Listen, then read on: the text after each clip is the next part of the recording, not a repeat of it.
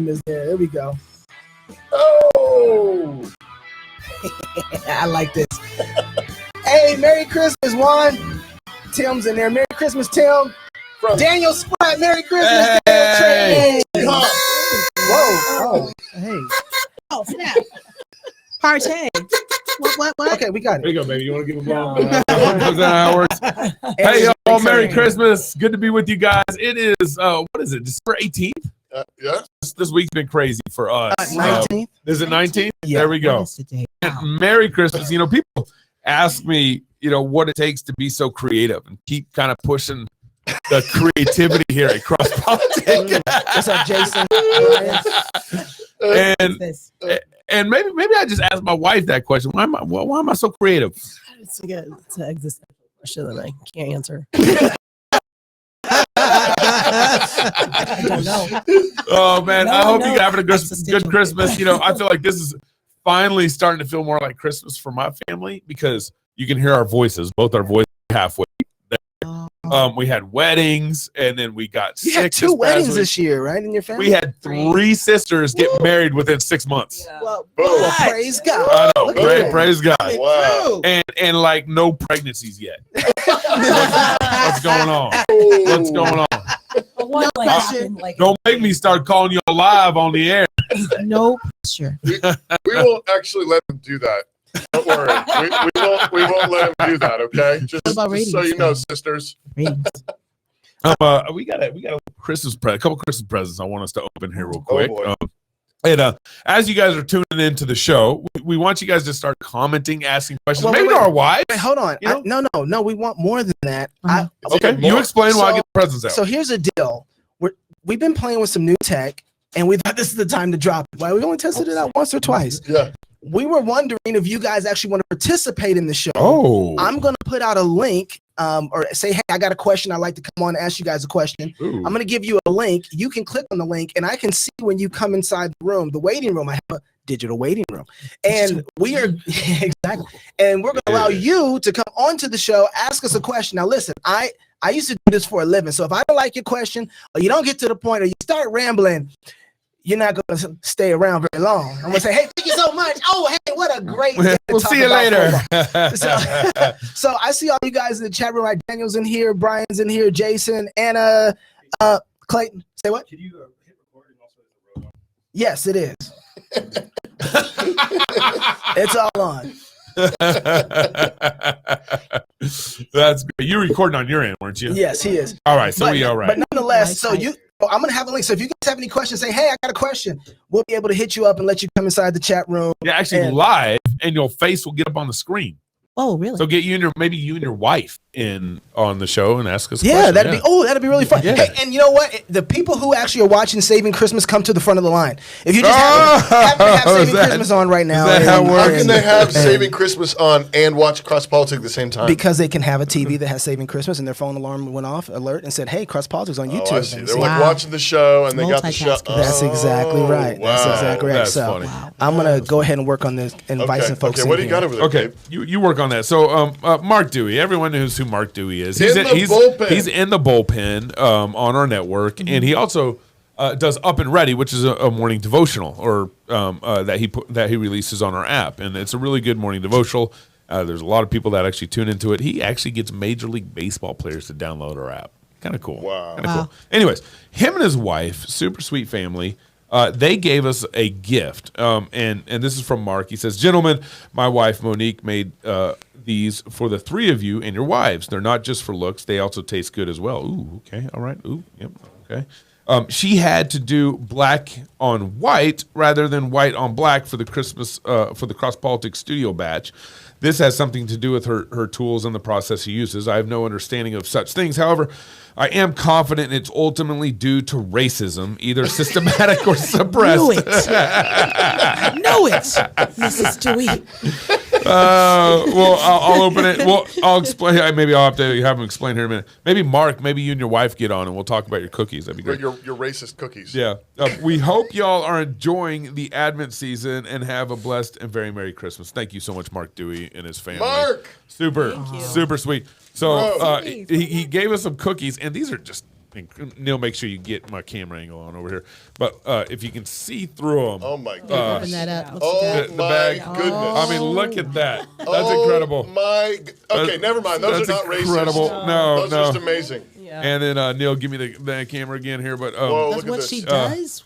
fight, Look at laugh, that. feast. That is insane. It's a cookie. Look how amazing Wow, hold that on, is. man. I gotta give that It's a something. cookie. I mean, that's incredible. Yeah. Thank you, Jesus. Praise God right there. Oh my boy. goodness. Look at that. And then come, let us adore him. Yeah. Super. That's great. That's amazing. Okay, so the question is, we know they look amazing. Do they taste? Do they taste How they amazing? tasting though? I Is mean, what I wanna feel know. like it's almost like hard to eat like amazing art like this. Yeah, but it's supposed to be edible. So we might wait till Chris. I don't know. Just seal. The vacuum seal is legit on that. Just do it, Gabe. Just do All it. right. Come on, Tear man. into it like Christmas. How about we just all share Come one on. cookie? There you All go. right. Well, it's like breaking bread. Gabe, I'm together. questioning your manhood right Break now. You need a I still didn't get into it. Cut it, cookie, and toss it around. Here we go. Mm-hmm. Okay. Pastor's got a knife. That is. Those are awesome. That's amazing. Thank you, So- Deweys. Yeah. That's very nice. Pretty neat. Okay, somebody's got a cell phone on. And that's not me. Okay, Is that me? No, not me. what's up, Kyle? Oh my goodness. Look All at right. this thing. Look at And- this thing. That's Oh, amazing. man, incredible. all right. I'm going to bite the studio. Okay. We're supposed to break Okay. bread. And then Cross and Crown Cosmetics, they gave us a bunch of good beard cosmetics. Apparently, we're still a little, snarly or Did she something. 3D print this? How does she? I'm saying. I though, know, that's- seriously. How do you do something? That's good. Some of the That's beard oil good. they gave us vanilla tobacco. Okay. What else? Ooh, I'm interested in that. Cuban cigar. Oh my goodness. Wait, these are different flavors Just- of yeah, beard oil. Mm-hmm. Cuban cigar, All right. I'll and take- then I'll take cherry the tobacco. Cuban. I'll Yeah, take the okay. Cuban. I just want to smell real quick, and I'll give it to you. All I right, just fine. gotta, All right. just gotta Come on now. give that smell. Shadwick. What's up, bro? What do you got? Who's on there? Shadwick. He's from New York. He came to the conference, the first conference. Shadrick. Wow. I remember Shadrick. Mm-hmm. Yeah. Here you Here go. we Oh, sorry. Okay. Some of that Cuban. Those cookies are I legit. think cherry's your flavor. It's kind of like that apple cherry vodka. See, look at the Sharon. She knows. She's like, "Amen." Smell yes. it. Yep. Gabe I knows. want the Mr. bomb. Hand me the bomb. Okay, That's here. where it's at. All right, I'll give you. I'll take cherry tobacco. You can have the vanilla. what's those? Vanilla tobacco. What do you want? Vanilla tobacco Sure. or the Cuban cigar? Sure. Oh man. Okay. There you go. Vanilla. Let's do this, Toby. There you go. We have the Overton window has actually come. He's actually watching the show. Yes, but no one's. Oh, somebody just entered the chat room. Oh. Leah just entered the chat room. Oh, we got a question. A real Somebody question. just popped in. Leah, I'm gonna have to. See, your camera's gonna have to be on. Sorry, she's been holding it for a while. Beard balm. What do you do with beard Give me a balm? little- Oh, it moisturizes your situation, preserves your sexy. What are you talking about? What you do with that? Situation. Situation. I thought that's what this stuff was for. The oil. No. So you got stuff that's for the skin. You got stuff that's for the hair. The balm is legit for the hair. Really? Yes. So the oils are good for the The skin. skin. Yes. And this is for the hair. Oh, Jason just chimed in. So Jason, you're gonna have to. I want to see who I'm talking to. So if y'all come in, you better have your cameras ready. And Jason just left out. See, Oh man, he He's came scaring in away. and went See out. what you Leah was in. Oh, She man. left out too. This is cool. Hello to the wives. Who's that? Hey, yo. Who's that? Kabajaba, habajaba. That's who it is. Yeah. What's up? Speaking in tongues. So yeah, so you got to know the difference. So a lot of times people really do need oils when they think they need balm. Yeah. And so the balm is thicker, and so it forms and shapes the hair. That's really good. So a lot of guys on their beard, they don't know this, but you can use castor oil. It's really good for your beard It's as well. true. Very healthy. Do you use it on yours? I do. Castor oil? Yeah, I do. I think Shannon's used it on everything. Yeah, that's I mean, like when I want to go into labor, I take castor oil. This Yep. guy. Clayton just Gabe, chimed And he in. did. What do you know about We going did. We to did. Times Yeah. to get cash No. out. It took one. Yeah. Yeah. Yeah, the orange how is in bad castor I oil. want We to have did, them. we did castor oil. One Gross, time. but it works. But it's good for a lot of things. You guys are right. I did not know about this. I've had a beard for 17 years. Well, it's different too. Like, I only started using oil like in the last year when people started sending it to us. yeah. I never even used anything on it before. Well, I mean, white folks don't necessarily have to use a whole bunch of oils. They White don't- folk? Yeah, y'all White don't. folks? Yeah, for real. Really? White Really? folks. No, y'all don't have to do a whole Your bunch beard of might like you more though. Are you Yeah, like? your Is this beard. like Mark Dewey's cookies now? Maybe. Yeah, it really is. You just act like we're all the same. Yeah. Kinda. all white beards are the I'm just same. All white saying- beards are the I'm same. just saying, But the thing is, all white beards matter. well, here's the deal. Y'all don't have to put oils in y'all hair. Y'all don't have to because y'all naturally produce those oils. We have to use oils because our production is on a different level than y'all. And so we have to moisturize the situation a little different. Clayton, turn your camera on. I said you popped in here. Love to get your Okay. question. Okay. Oh, is that Clayton from Hawaii? I don't know. We're going to find out. I can't tell because I can't see who it is. But if he Don't- turns on his camera. And Somebody, either your somebody wife's says they got to don't trust people who don't use beard oil. Well, Come on. There you go. You guys start using Hey, this beard oil. I repented. I Be repented, trustworthy okay? I elder. repented. I'm going to use beard oil from now on. From here. As long as you keep sending it to us. So we're this is our 6th Christmas wives show. I think we missed one. I think one year our wives were sick, or we had some sick leaves, so we couldn't do it. But Yeah. this is our 6th Christmas show at some level together. And we just came from our CrossPolitic Christmas party. Yes. That we did. We had sushi and wine. Of course. What else do you have at a cross-politic And we had all our staff there. Christmas party? Kids. And so, for those who don't know, Bunch of kids. the people behind the scenes that help CrossPolitic, my mom was at the Christmas party. She does all our books. Yeah, Yes. grateful for mom. And like, I mean, she does all our books and on the cheap. We need to pay her more. We should. Yeah. Yep. Sorry. Sorry, Sorry, Mama Wrench. Mrs. Wrench. Mama Merry Wrench. Christmas to you, Mark Young. And then we have Neil, our producer, who's not married. We have him. He was at the Christmas party. And then we have Garrison, our sales rep, who's not married. Oh man. And then we have Thomas, who's Also, not married. not Yeah, married. yeah. Hey, yo. He does. He works an with. advertisement, If you get a shirt or something like that, Or it's a coming from mug Thomas or a mug. Are you doing the Christmas man boxes? and the Christmas man boxes. If you're That's doing true. Yep. if you get a Christmas man box, it was probably packaged by Thomas. Yeah. Yep. Who's single? And who's single?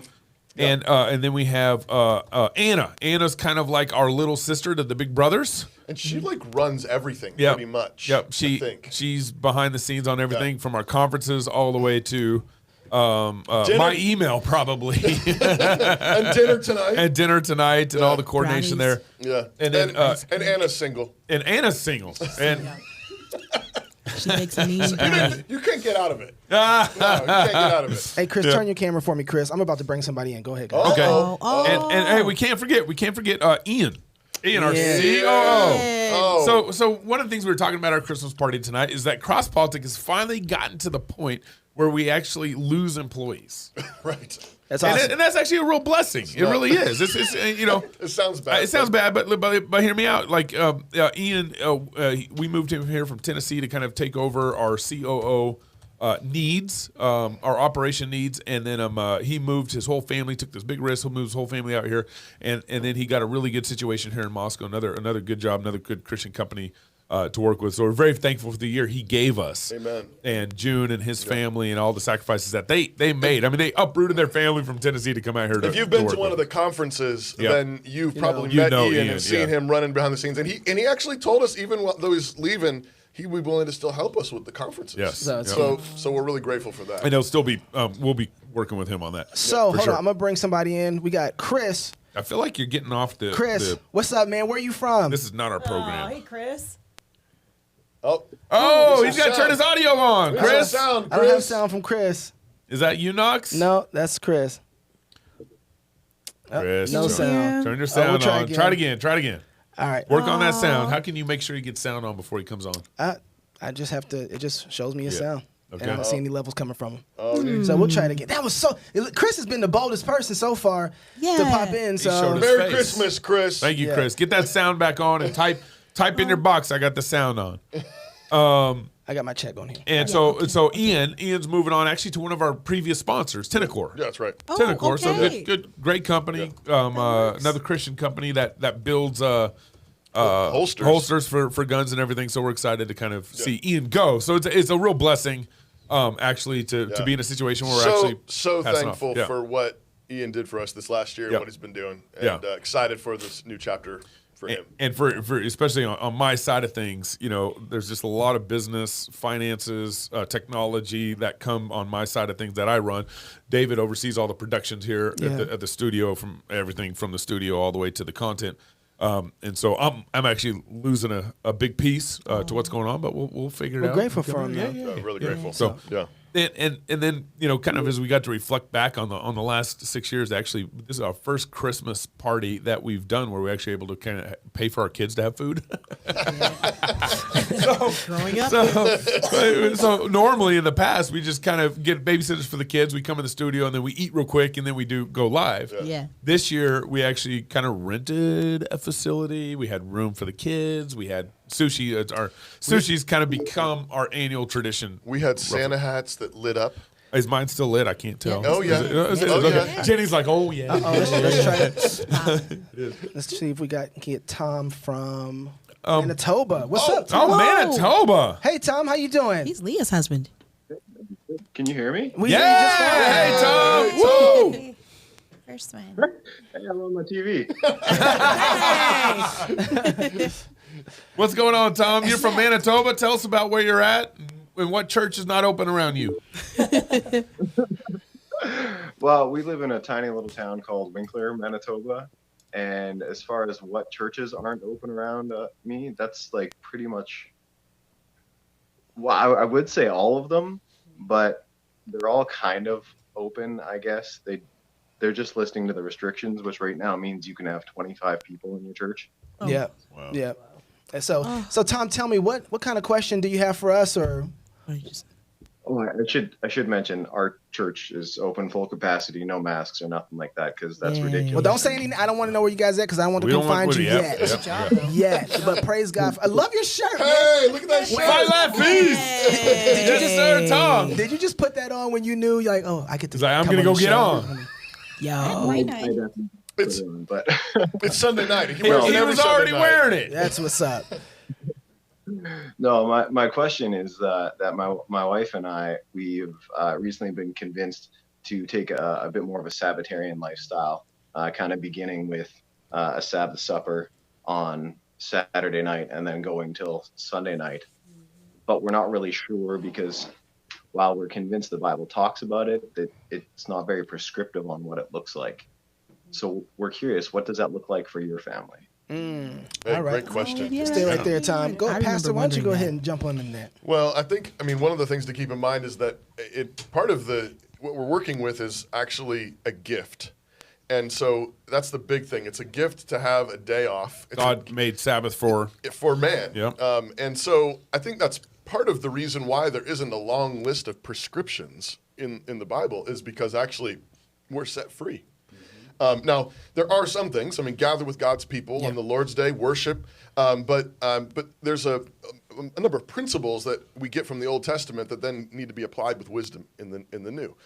So again, it's a day off. First of all, slaves don't get days off. Right. So God brings His people out of Israel, out of Egypt, into the into Mount Sinai and into the Promised Land, and says, "I want you to live like free men. Yeah. Live like free people, and give a day off to all your servants." Even to the animals, live like free people. Free people get days off because we're God's royalty. Yeah. So think of it like you're His royalty. Secondly, remember also that it's listed it's the first feast day. So in Leviticus 23 has a list of all the feasts that Israel was to celebrate. The very first feast day is the Sabbath. So think of Sabbath as a feast day. And you say, well, what's that? Well, you know what? The best things we have, the closest things we have to that are Christmas and Thanksgiving.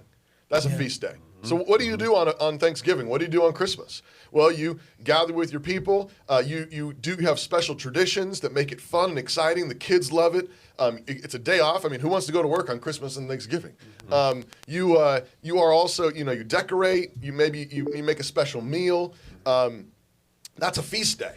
And of course, you might be able to do more on Thanksgiving and more on Christmas than you can every single week. But I would just say, think about ways to make it a little bit special. If you don't usually light a candle at dinner, put a candle on the table and light it. Maybe let one of the kids light it. Have a special chocolate at the table. Think of ways that you can make it a blessing. Think about it more in terms of giving, not a lot of rules.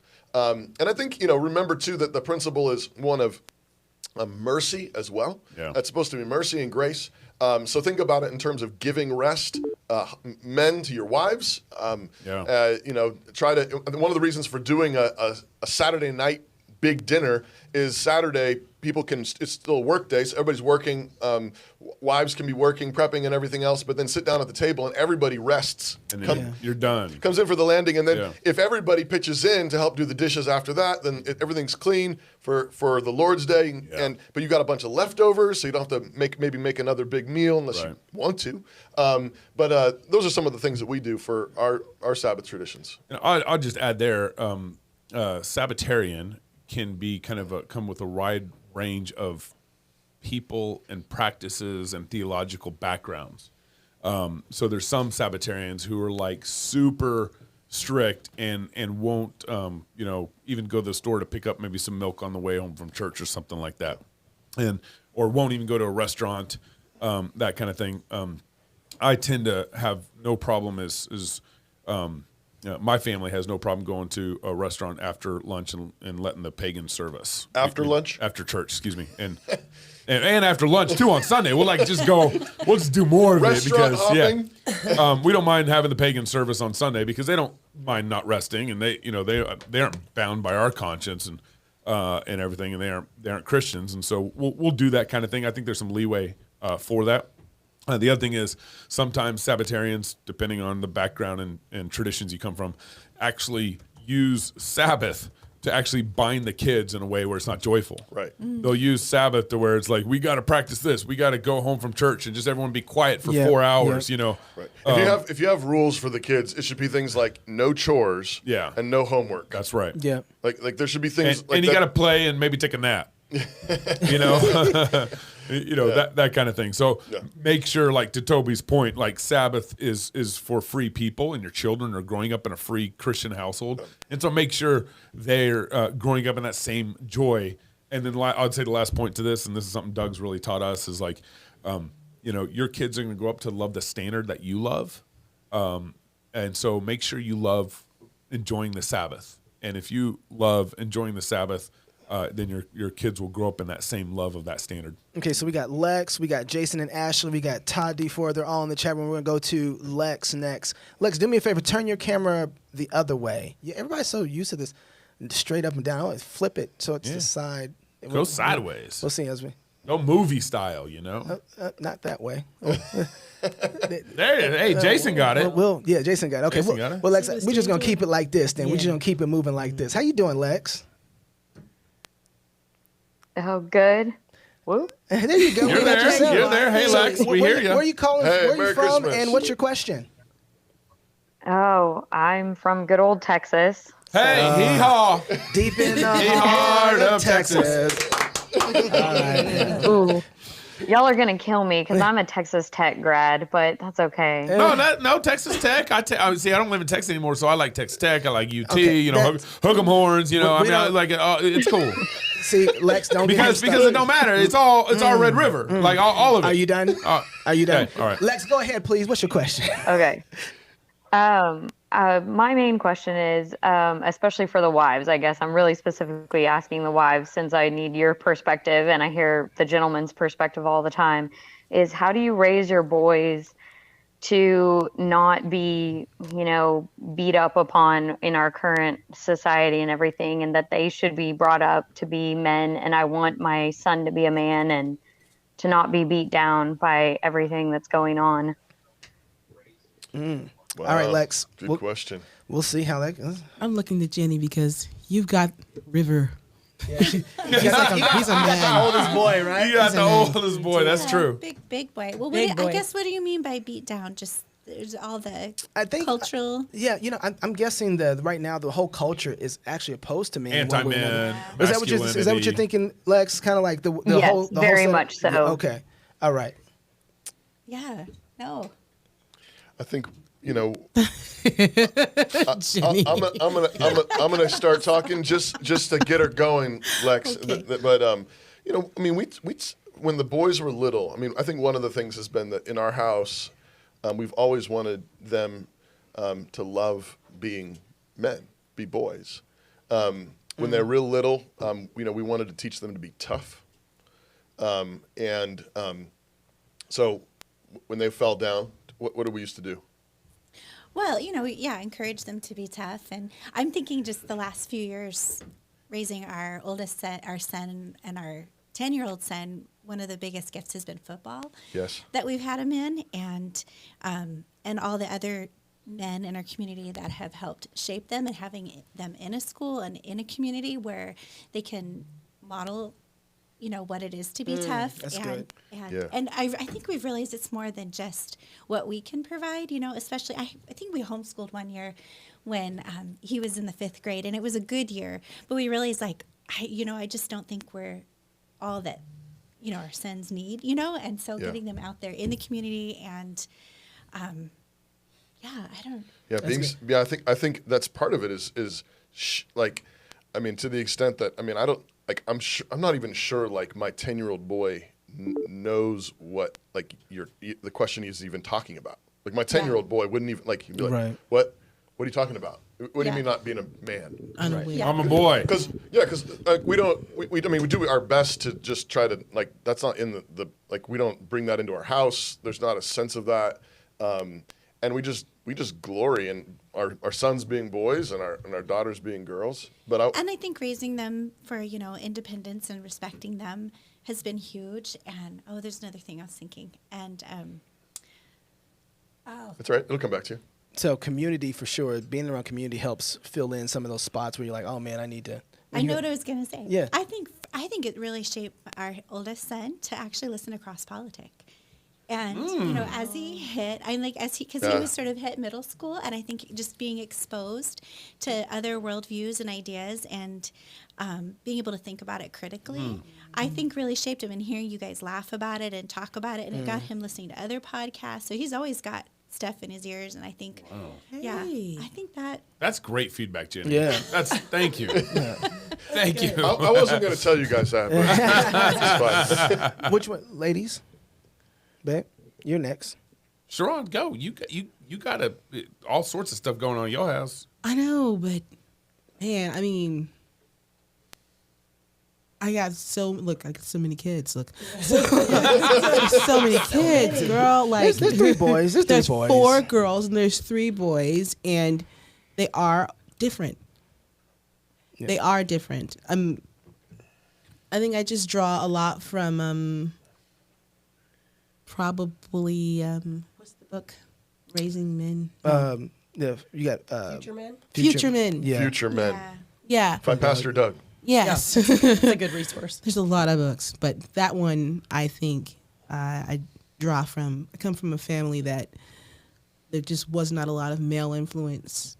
We were raised by a lot of women, and so then realizing the differences that the guys had it's been a whole journey. But just appreciating them at home for what they are, acknowledging the differences that they have, and not allowing the girls to completely poo-poo on them, because the girls will team up at home and be like, boys are girls rule and boys drill, and it starts really little, and it's like, okay, that can be cute, but also teaching them to just respect the little brothers, even when they're totally goofy. It's like, no, you respect them, lay more responsibility on them, and they grow into that.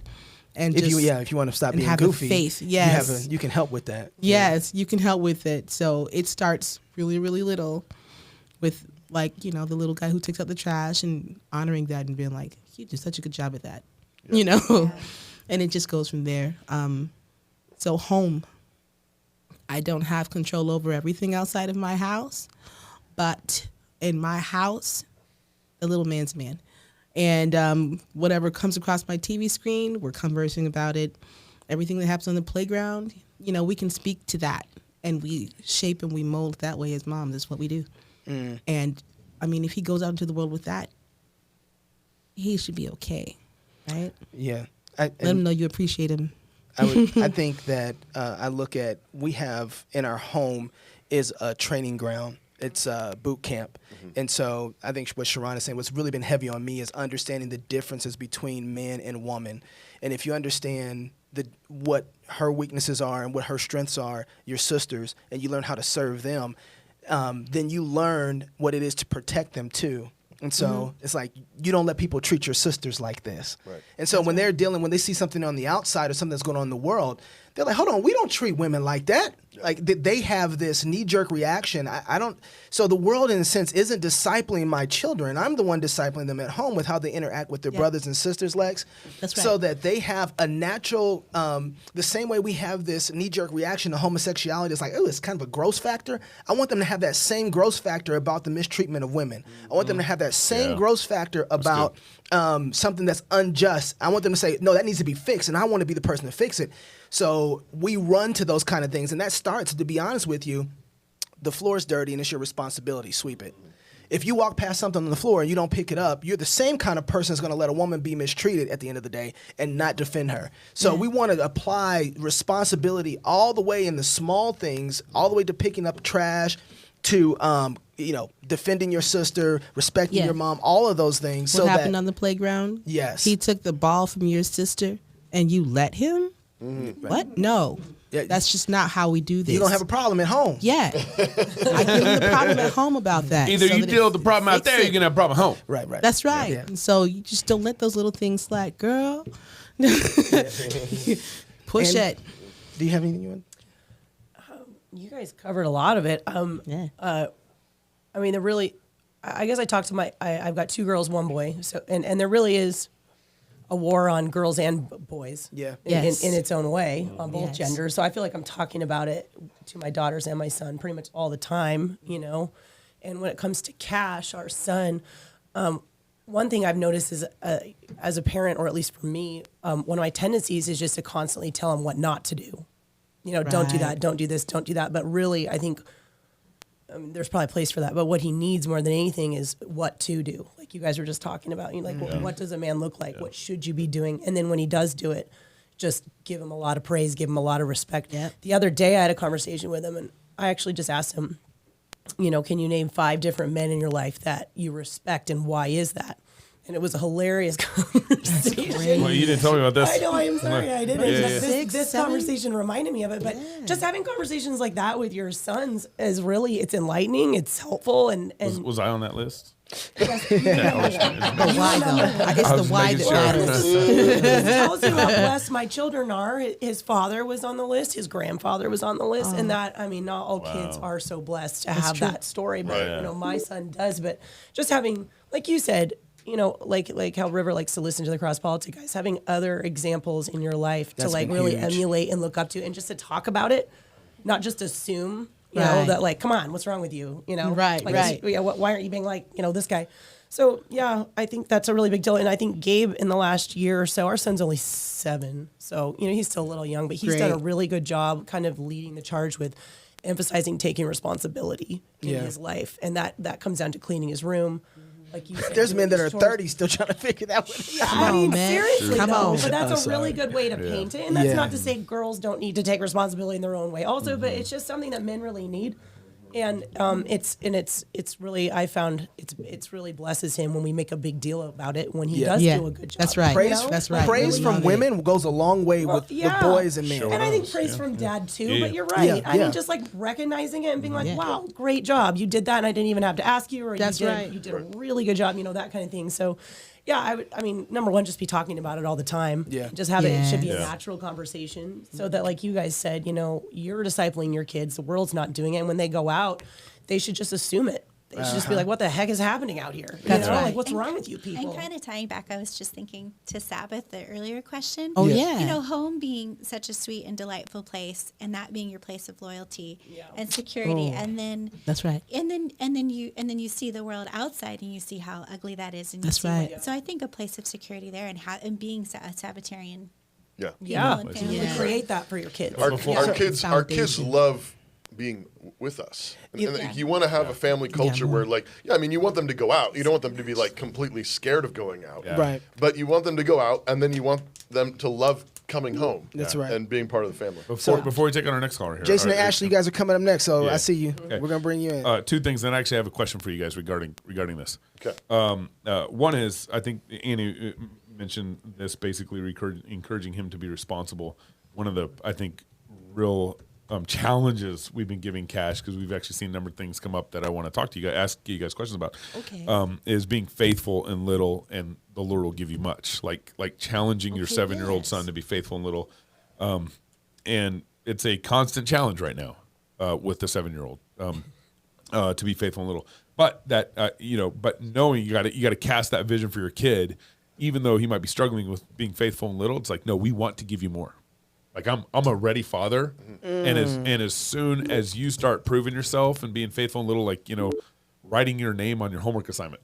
Yes. That's Right a now. hard one. That's a hard one right now. That's huge. It's a hard one right now. That's so important, though, man. Those small things. Anyway, go ahead. So and then secondly, and I think this is actually just a general parental failure on dad's ends kind of thing. I've actually my wife's challenged me to be more of leading more of the effort with Cash this last year.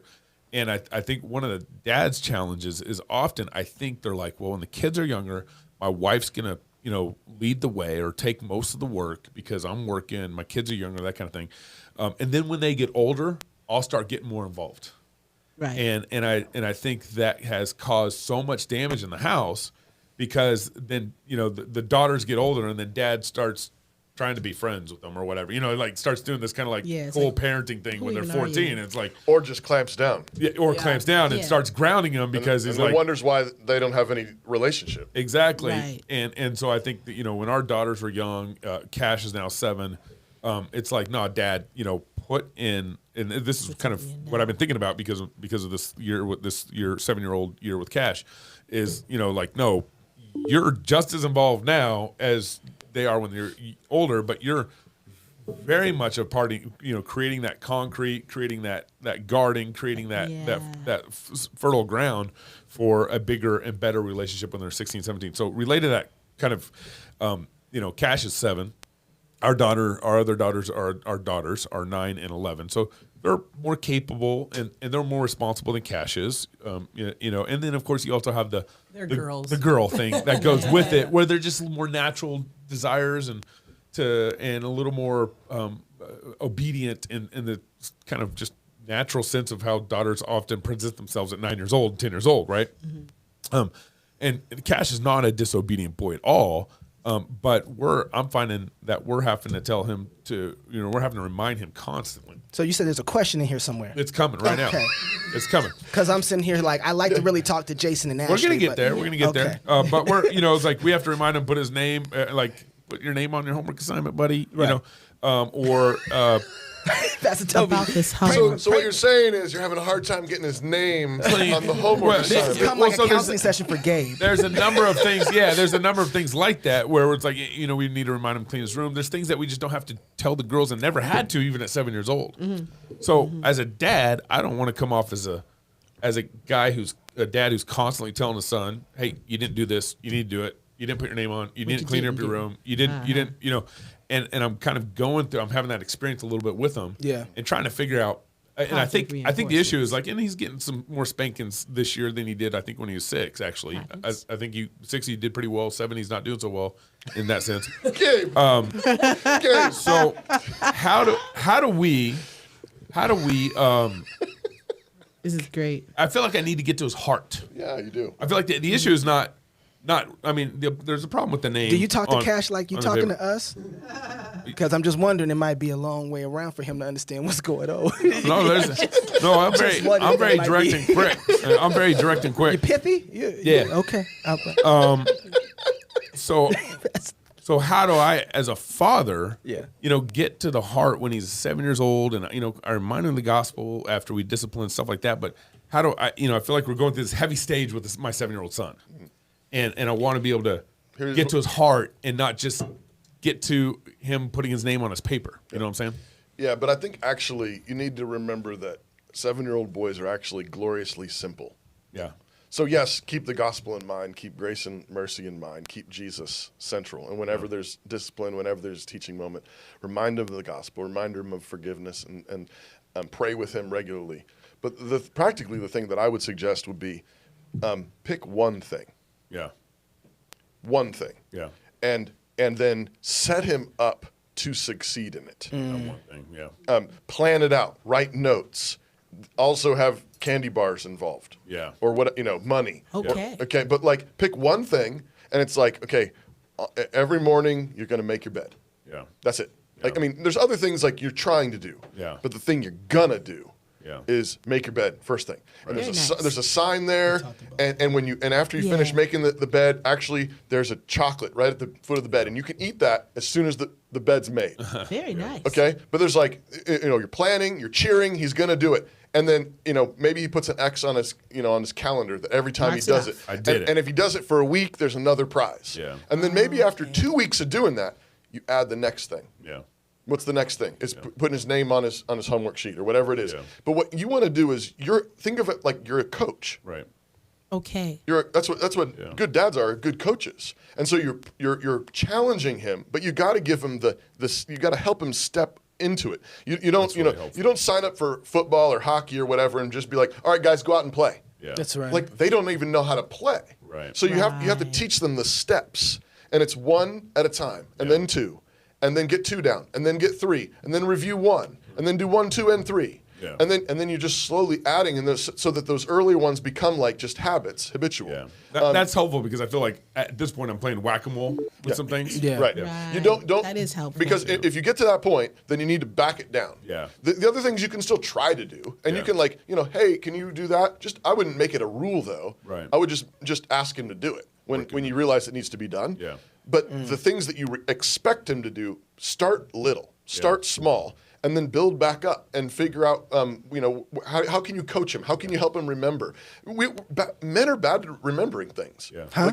What'd you say? What? Yeah. What? Post, Can you remind Annie of that? Post-it notes, help remind him and say, hey, remind me, but be on the same team. That's good. Okay, so we got Josh. See, that was good, man. That's was really good. We got good. Rebecca who just joined. We got Josh in here. We have Jason Boone. Hey, we got a lot of people. We do. We got Look at Trey, but everybody. right now, Don't worry, we won't let Gabe ask any That's more right. questions.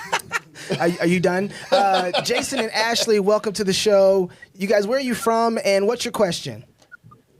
We're in Wenatchee, and so we had Cooper and Audrey join us too. Hey! Merry Christmas! Hey, Jason, are they baptized? Merry Christmas. Yes, they are. Oh, Yeah. we we go to King's Cross in Wenatchee. So Oh yeah. Oh yeah. What's up, y'all? So what's the question? And Gabe, I don't know if it helps you, but Cooper, when you were talking about your son, he goes, "Is he talking about me?" Hey guys, would you turn off your Wi-Fi while you're in the studio? If you got a phone in the studio, Okay. anybody in the studio, turn off your Okay. Wi-Fi. All right. Just to make sure we get this. Prince Maximum. and Powers of the airwaves. We want to destroy Okay. him. All right, sorry, Jason, go ahead. So our question is for Knox and your wife. We come from a Assemblies of God church. Well, praise into the Lord. CREC and got sort of it's funny to put it this way, but saved into the Reformed tradition. And Yeah. and it was growing from a Credo Baptist into a Paedo Baptist mindset was difficult for us in understanding that. And so I'm just wondering, I know that I've heard you say in the past you were sort of raised in a charismatic background. And so I'm just wondering what your process was for you and your wife to get to where you guys are today, where you're so passionate about specifically baptizing babies. So I got to ask a question first. Did you guys go straight from Assemblies of God right into the CREC? No, Funny story. we watched a lot of John MacArthur and R.C. Sproul on YouTube before that happened. Yeah, that's usually Yeah. the pattern. Okay. So, but when you left, you went. So you had a little bit of a kind of Baptist stint, a little bit with John MacArthur, and then you kind of crossed over to the CREC.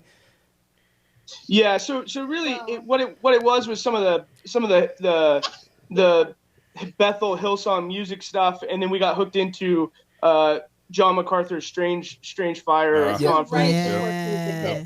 Yeah, right before COVID. Right before COVID hit, and then we couldn't find a Okay. church to go to Yeah. because everything closed. So Right. yeah. So it was just a rabbit trail from there to R.C. Sproul, and then we ended up finding you guys somehow, which got us connected to, hey, I wonder if there's an associated church. Right. And then we found out there was one in Wenatchee, and so we've been going there for over a year now. And yeah, so it's been a process. And luckily, we have some pretty amazing pastors that sort of help walk us through some of those understandings. And it feels like there was a cog missing in our faith that once we got to where we are now, you put it in place and everything turns. It was like something was missing, and now it all clicks. And so I just, really interested in kind of your guys' story and how you got there from where you guys were and how you got to Moscow and doing that. Yeah. So hold on, we're gonna go jump through that, put in the waiting room. Babe, you want to go first? Oh, well, I mean, I followed this guy. I jumped down the trail. No, I mean, really though, I didn't know what the big deal was either. It began to be like a dinner time conversation he was having with like friends and coworkers and such, and they seemed so passionate. Meantime, I'm just running behind kids and pregnant. And I was like, finally, what is the big deal? Why does it matter whether they get baptized now versus later? And so then he started to, oh, wait, let me just go back. And he started to walk me through some of it till it can make sense to me. What about okay, go ahead. So then I look at the kids now. I mean, people do this who are cradle also, though. But now on this side, I look at them as my little brothers and sisters in Christ, right? Like I'm raising them not wondering whether or not God is going to save them. I'm raising them knowing that they're in my house, I'm the believer, and they're like a little sapling tree, and I am there shoring them up. I mean, if the storm comes and it's blowing them, I am the one that's there holding on to them with God's word, with my prayers, with my admonishing, with my just everything, until they grow in. So they're growing into this faith with me.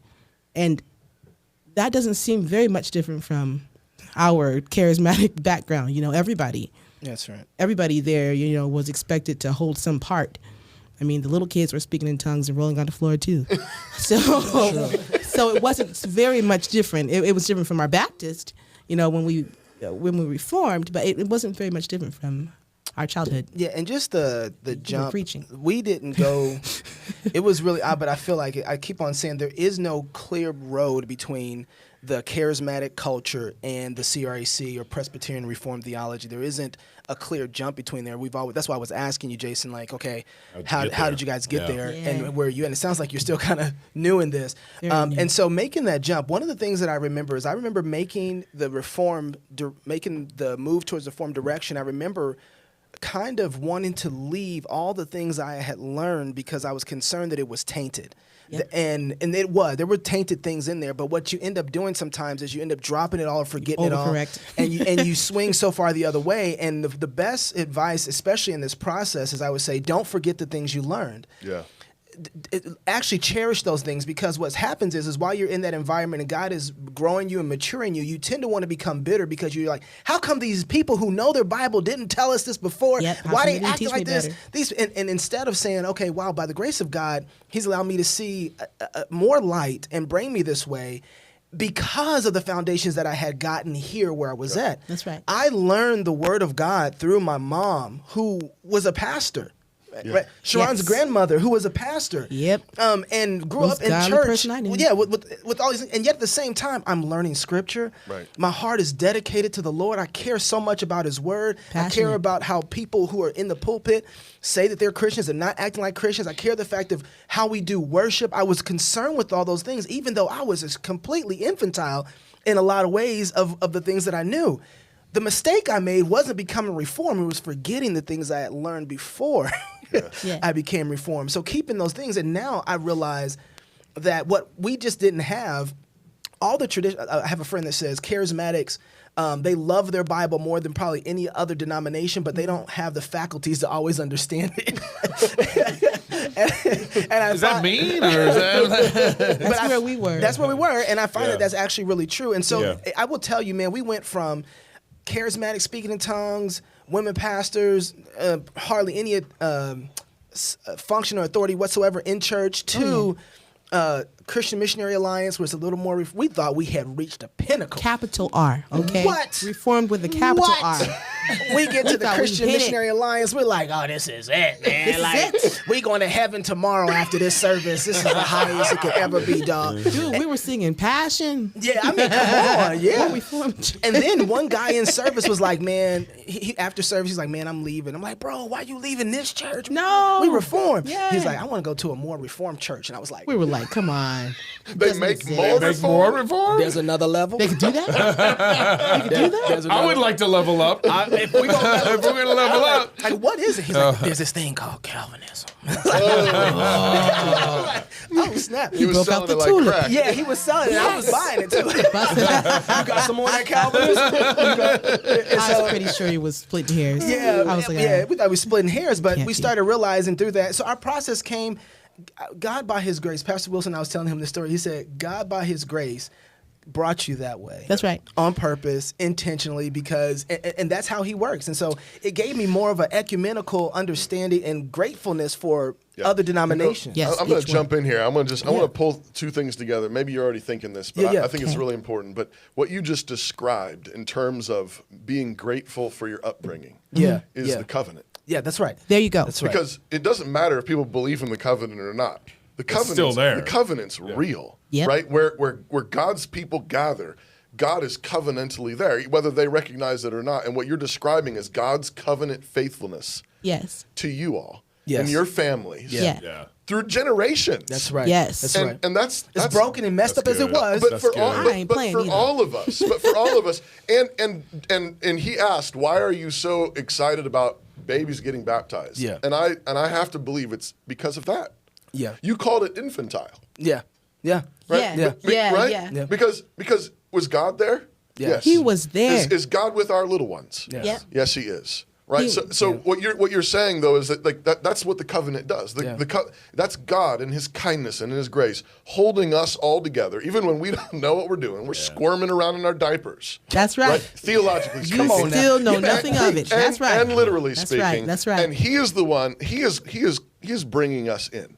Preach. And that's why we baptize our little ones. So because excited. God's already called them. God's already claimed them as His own. Yeah. Yes. And if we can, if it's totally legit for people who don't know how to read their Bibles to get baptized. Yeah. then That's right. It's totally fine to baptize your babies. We got Trey. Trey, where are you calling from and how you doing, man? Oh, gotta get your audio on, Trey. I see levels, but I don't hear you. I'm here. There you go. Yeah. Hey, Trey. Hey, Trey. That's Hey. true. I'm in North Carolina, a little town called Bennett. All Okay. right, all right. Center of the So, state. All right. so the home of vinegar barbecue. All right. 50-50. You can go either way. Oh, because Correct. you're right on that line where it crosses over into mustard.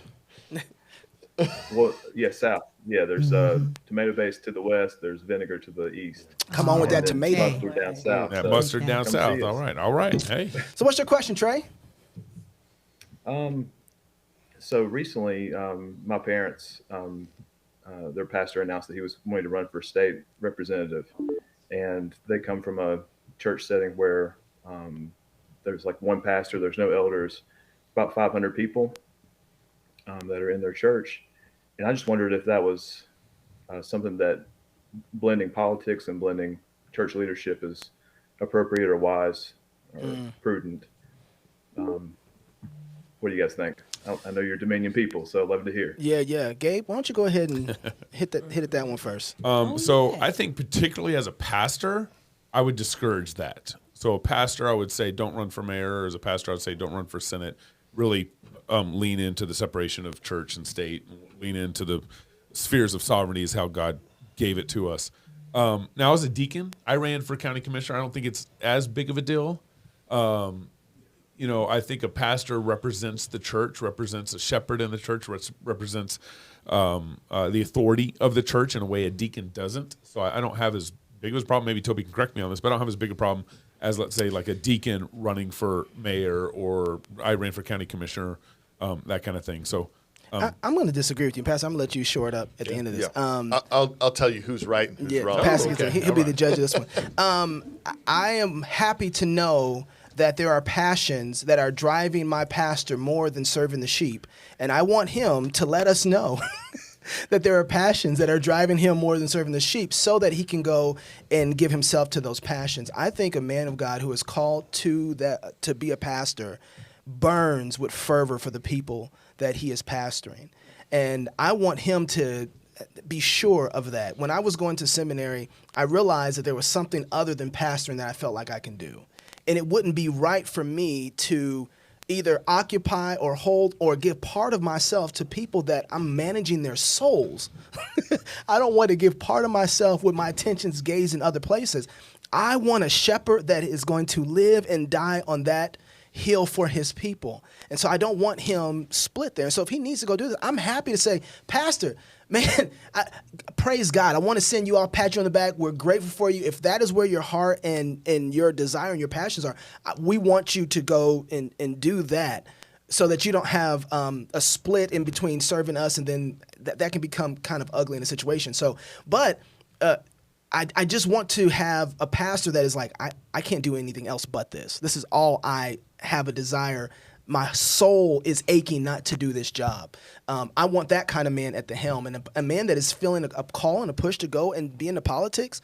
Part of me is, I'm kind of split on this. Part of me is like, okay, you probably need to go and serve that, because I don't know if you can serve these two things well at the same time. So I prefer a man, if he's going to be a politician, to be called to that job as a politician, be a politician, as a pastor, be a pastor. I don't think you can. A pastor having split attentions is not going to be good for the flock. And that what I just Isn't said? that what Is there you like- said? is there like an echo in here? No. What I was disagreeing with. I am. You are wrong, Gabe. No. I'm pretty sure I just said the same thing. No. My disagreement is, if he has a passion to go be a politician, I don't want him to just move the passion to go be a pastor. I want him to say, no. You're I'm just making a distinction between. If he's being called out of ministry, If he's feeling to like- politics. You're not. Okay. Don't do this. There's a third option. Okay. You didn't get there. I would also agree with that one too. You didn't say all the I didn't see options. the all the options. Let me tell you like this. Thank you. If my wife feels like she might like somebody else, Oh. we got a problem. I'm just saying, it's gonna be some furniture moving. Who is he? No, I agree with you guys. I mean, I think number one, I guess I would just say, for those who are in ministry already, don't underestimate the political power Yes. of That's the right. pulpit. That's right. Now, I don't want the pulpit should not be partisan. You're not Republican or Democrat, and you're not lobbying for particular bills. But when you proclaim the gospel and the full counsel of God, I mean, you are discipling nations. That's right. That's what the Great Commission says. So don't underestimate that. But I agree with what Knox and Gabe said. I would in general think it's not a great idea because I think you will end up getting you have your time and attention and passion split.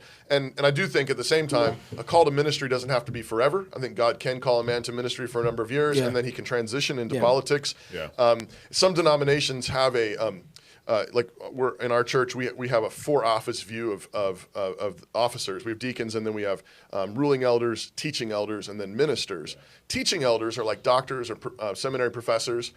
Dr. Ben Merkel is one of our teaching elders here. And I can imagine maybe somebody who was ordained to ministry maybe transitioning into kind of like a teaching elder position where they're still recognized as a minister, but their primary job now is to actually an outward facing in politics. Yeah. There might be a way to split it somewhat, but I think not like being a regular minister of word and sacrament and then going into politics. I'm guessing that wouldn't work just for time and energy. And I would say it's been my general experience, not only personally as I've gotten involved in politics, but also as on the show, as we've interviewed pastors who've gotten into politics. You remember I interviewed the guy in Alabama who's a pastor running for governor. Yeah.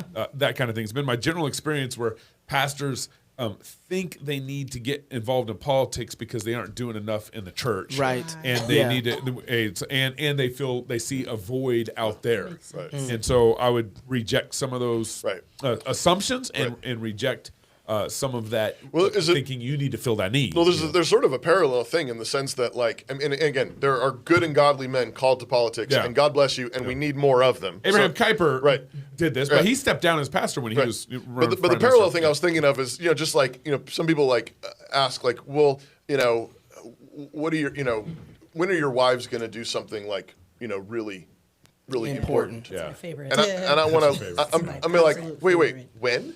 Yeah. What are you talking about? They're running my home now. Yeah. Like my wife is running my home now. Like she's discipling my children now. She's in the process of helping us make these 4 immortal souls that will live forever, that will go out into the world and build families and churches and schools and businesses and so on. So I mean, like, don't underestimate where God's put you in the potency of that. That's right. That's right. Jason Boone, where you from, Jason? Oh, there he goes. He came back. Jason, where you from, and what's your question? Uh-oh. We don't have any sound. Let's try that again, Jason. No sound. There you go. There we go. You got You're me? good. Yeah. You're good. Hey, I'm from Huntsville, Alabama. Hey, how about that? Home of Alabama white sauce. Everything's barbecue. Yeah, exactly. Forget all that other sauce. Yeah, I'll tell you what. I got a question for you guys. It's focused on the vaccine. I just retired from the Army just a few months ago. Ooh, okay. And God's sovereignty and blessing, I was able to retire before I was mandated to get the vaccine and face that kind of decision. But I still have friends in the military who are facing this right now. They're 15, 16, 17 years in. And they're having to face this down and, potentially lose everything they've worked for and sacrificed for over a career. I've even provided a number of them with the CREC statement on, the vaccine. What encouragement would you give to these guys, and are there any resources I can point them to help them out? Well, thanks for the question. I think there are a number of resources out there already on requesting exemptions, both medical and religious exemptions. I know the GAB CEO actually put out a thing a while back with a list of them. Also, the CREC, the Community of Reformed Evangelicals, we have a statement that was put out by our presiding ministers with a sample letter. And I think I'm encouraging people in the services to push back as much as possible, to exhaust every avenue you have of getting exemptions. And then I think, ultimately it's going to come down to figuring out, I do think there is a wisdom call here, it is not, while the mandates are immoral, while I think there are legitimate concerns with the process and the science and all the rest of it, I think there is a difference between you actively sinning and being sinned against. And so I think you have every reason in the world to resist being sinned against in this way. And then I think you have to decide whether or not it really would be a sin for you to comply. I think there is a conscience element here. And then either be willing to lay it on the line and lose your job, lose your retirement, and so on, or comply under duress, comply with objections, and ask God to bless that. Gabe, anything to add to that? Yeah, I would just add, because I've had friends. I actually just talked to one 2 weeks ago. I've had friends who kind of went through the whole process, went through all the resistances possible, and it still ended up getting the vaccination. And then I've had friends who didn't and got released. So I've had friends on both sides and went both ways on the conviction side of things. Yeah. But whatever I would do, I would be throwing down no matter what. See, that's what I was gonna say. You better preach. Go ahead, preach. Preach. I would be finding any way to raise hell through all this. If in a godly kind of way. And maybe that be the way I got kicked out. Right. Yes. Like me pointing out all the emperors that have no clothes on in this whole process, and horse laughing at my commander in chief who thinks a woman should be in my barracks also. It's like the problem is we kind of capitulated a long time ago by just letting women join the military, and then now we have a problem with getting vaccinated, like forced vaccination. Right. So I sympathize with some of the problem here, but I've been kind of a little disappointed in our military not throwing down decades ago. Join all the lawsuits too. I mean, there's a bunch of lawsuits, and if there's one that you can join that you can sign on to, join it, be part of that resistance. Yeah, Pastor, I want to take a break, guys. I'm coming back to you. I said, Josh, you guys are next. I see you over there. Flip your camera for me sideways so we can get a full profile of you guys. If it's there we go. Thanks, Josh. I just want to amen everything Gabe was saying, and I kind of want to go back to the conversation you were just talking about our wives and work a little bit. We were in Tennessee on Jason Whitlock's show, and we were talking about the conference, the politics of sex, and as we were talking to Jason, kind of talking about roles and responsibilities and duties of men and women, again, it hit me how foreign we must sound to kind of the rest of the world in one way or another.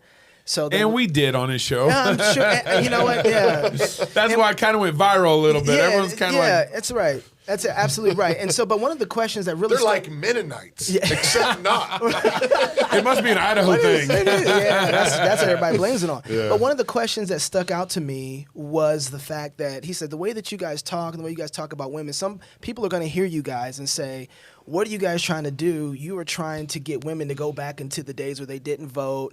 You guys are trying to take trying to take women back and take them out of the workforce. And so you guys are,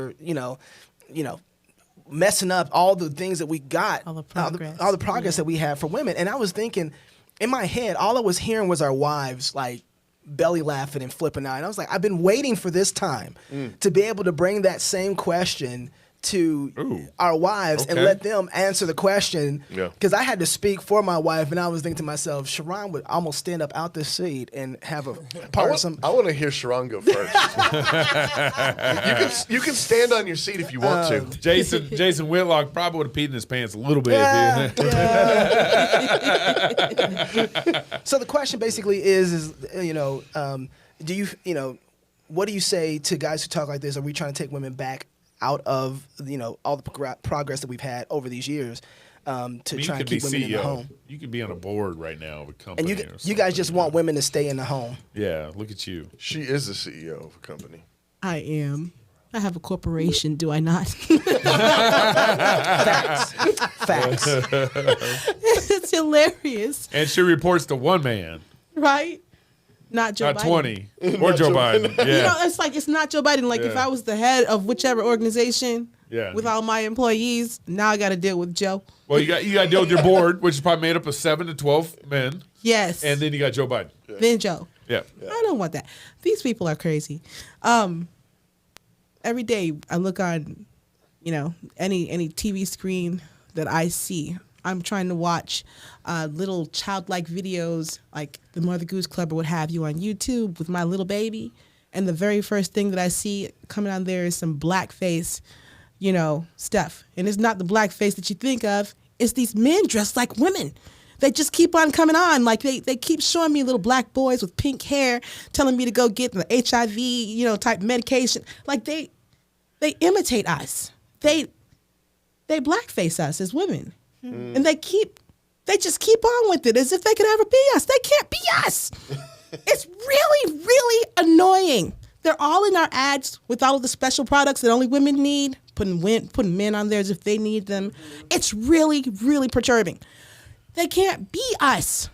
And it's really annoying to have every goofy politician standing up on the floor trying to make laws to push forward, legislative stuff like that. So I'm quite fine being right where I am in the comforts of my home, running my home, my children, serving the one husband and the 7 kids that I have, and contributing to the world through them. I'm quite fine with it. I'm more than happy. And for everybody that has ever written or tweeted to my husband and said, "Oh, I'm so sorry for Sharon." Girl. Girl, bye. I'm so sorry for you, whoever you are. It really gets annoying. Can you tell that I get really exercised over this stuff? I don't hop on social media talking about it because I think it looks really foolish. I have stuff to do in real life that really matters. And so I don't hop Twitter ain't real, like David Chappelle said. Fake. You know what I'm saying? Twitter ain't real. It's not real in the big scheme of things, but seriously, I have a lot to say about it. I just usually just say it to him when he comes home. Did you see this? Well, yeah, and part of what I said on the show with Whitlock is like, Sharon would be so mad right now because she's like, I grew ears. Seriously. I grew ears. Right. Bunch of them. Not just ears, but hearts. Like hearts. Right. You know? And you going to talk about I ain't do nothing? How old is Esther? 1.5 years old. Did you know she can almost pray the Our Father prayer? Yeah. She just jumps in there. Yeah. She just jumps in like the last word into each phrase. Yep. And she amens at the end of it because she knows she prayed. Who's doing that? Yeah. What does that mean? Right. That's a soul. Right. You know, that's a soul learning to pray. Well, 1.5 years. You could work for a corporation that in 100 years no one will ever remember. That's right. Or you could make people who will live forever. Yeah, that's right. Right. Who will worship the living God forever. That's right. Amen. I ain't playing. I'm free. Yeah. This is freedom. Freedom is this. Not having to decide whether or not I'm about to get this jab. It's not even on the table. Bars. Okay, I'm so sorry. You know what I'm saying? And you know what I'm saying? He came on and he's talking about these warriors that he's one of them. And he's saying they have to make this decision. They have to go fight with the man. They have to go in war with themselves, like with their own, to decide whether or not you have to get a jab. And I want to go fight for that. I'm good. I'm so good. I'm so good. I'm still sorry though, you know. Like my prayers, my heart, you know what I'm saying? All my fight goes out to Our soldiers making those. to our soldiers. Well, I think this goes back to earlier, You're a man. a couple of the earlier questions. I mean, about sons and daughters. I mean, I think we have set. I mean, feminism is basically making men the highest goal of human beings. That's right. As if. Which is deeply ironic because feminism is making men ideal human beings. Yeah. And saying if you want to be a real person, you need to be a man. You need to do everything that men do. Yeah. Which is the stupidest thing in the world. Why would you make the other sex the standard for being human? Like, if you don't have all the things that men have and do all the things that men do, then you're somehow... You haven't really lived. You're not a real woman. Like, that's the bizarrest thing in the world. And yet at the same time, yeah, anyway, I'm not... Ladies, it's y'all on the floor, whatever y'all want to jump in on. Well, what you were just saying is something that I think about and I talk about a lot. I work in fitness, so feminists are everywhere. Oh, yeah. Right. And that comes up a lot. And it is really true what you said, where really the lie of feminism is that you just need to be like a dude. You know, you haven't achieved, you're not really free, you haven't become your best self, whatever. Until you're acting like a man, which number one, women really can't do. It's a horrible life. I'll say. Chasing after that, but it's also insulting, highly insulting to what women can do and what we're made for, you know? So that's the sad thing is that women have just bought that lie that what we're good at, what we're made for isn't valuable. Yeah. Right. And that's become, I hate to use this word, but that's become normalized, right? Yeah. That's Where right. It's assumed. It's assumed in the conversation, and that's something I try to point out when I talk to women. It's just like, you just saying that just assumes that, you know, you being a wife, a mom, whatever that looks like for you isn't valuable. And that's really sad because we've bought that hook, line, and sinker. And that's really, I think, the baseline issue. Yeah, it's a lie. Yeah, it's not true. And then no wonder the kids don't think they're valuable. Right. Right. If mom doesn't see her role as a mother valuable. Yeah, I'm just a mom. That's what I hear. I'm just a mom. I'm just a mom. Yeah. You Yeah. know? Just a mom. I know, right? Yeah. I mean, I put up a think about it every time, but that's been ingrained, and that's ingrained from preschool on. I mean, That's right. You know, like that's like no big deal. You know, you're just raising the next generation, but That's all. You could be a secretary. You know? it doesn't even make sense, but it's just so normalized that we have to go back. We have to go all the way back to that foundation. I think that's the root of the issue. Way to go, baby. Yeah. Well said. Jenny, anything you want to add in on that? High five? No, I think we've believed a lie, and it's ugly, and I think being a mom and a wife is, it's beautiful, and Embrace it. Well, and I think it's something that like the church has had to kind of refight for all over again, Right. and to refight for protecting our women and reminding both husband and wife that the home is beautiful, that pregnancy is beautiful, that raising children is honoring, and powerful thing, and that's something that the church hadn't taught well for a long time, and so we're kind of having to reclaim ground that we've lost over centuries or whatever it would be. I told you guys this. This is probably get us canceled. I don't know. I was reading an essay by R.L. Dabney. In which he actually calls this in 1897. He's talking about the women's suffrage movement, and actually he actually says if this goes through, this will be the destruction of the American family. And the reason is it's not because it would be immoral for a woman to vote per se. But the point is, he said, if you introduce into a family that's unified, one flesh, the idea that there can be they can be at political odds, right? Then now you have introduced to the family the notion of potential for political division, being at odds, being divided. And he says, you do this, and it'll only be a matter of time. And it's going to destroy the American family. And it's not the only thing that's destroyed the American family, but I think it's like, he called that in 1897. And I think but we don't understand how progress works. We think that it just happens overnight. It's a process. It's a pitter patter. Exactly, like we've been talking about. Pitter patter. Wow. We got Josh here, and he's with. It looks like I'm guessing. Looks like Josh and his Mrs. lady. Josh. All right, Josh and Mrs. Josh. Mrs. Josh is here. Hey y'all, how y'all doing? It's fitting with having the wives on your show tonight. So, amen. Go ahead, Josh. What's your question for us? We wanted to ask, kind of in the vein of what some of the other people have been asking, coming from different traditions. I came from more of a fundamental Baptist tradition, and we've moved obviously more Calvinist, and we're currently in a really good, solid church right now, conservative SBC church. But we find ourselves listening to CrossPolitic and Doug Wilson and Jeff Durbin and being really blessed by them. And we're in a different place than some of the people in our church. What is wisdom as far as when do you push forward some of the things that we're learning, and when do you kind of hold them in and hold them to yourselves? There's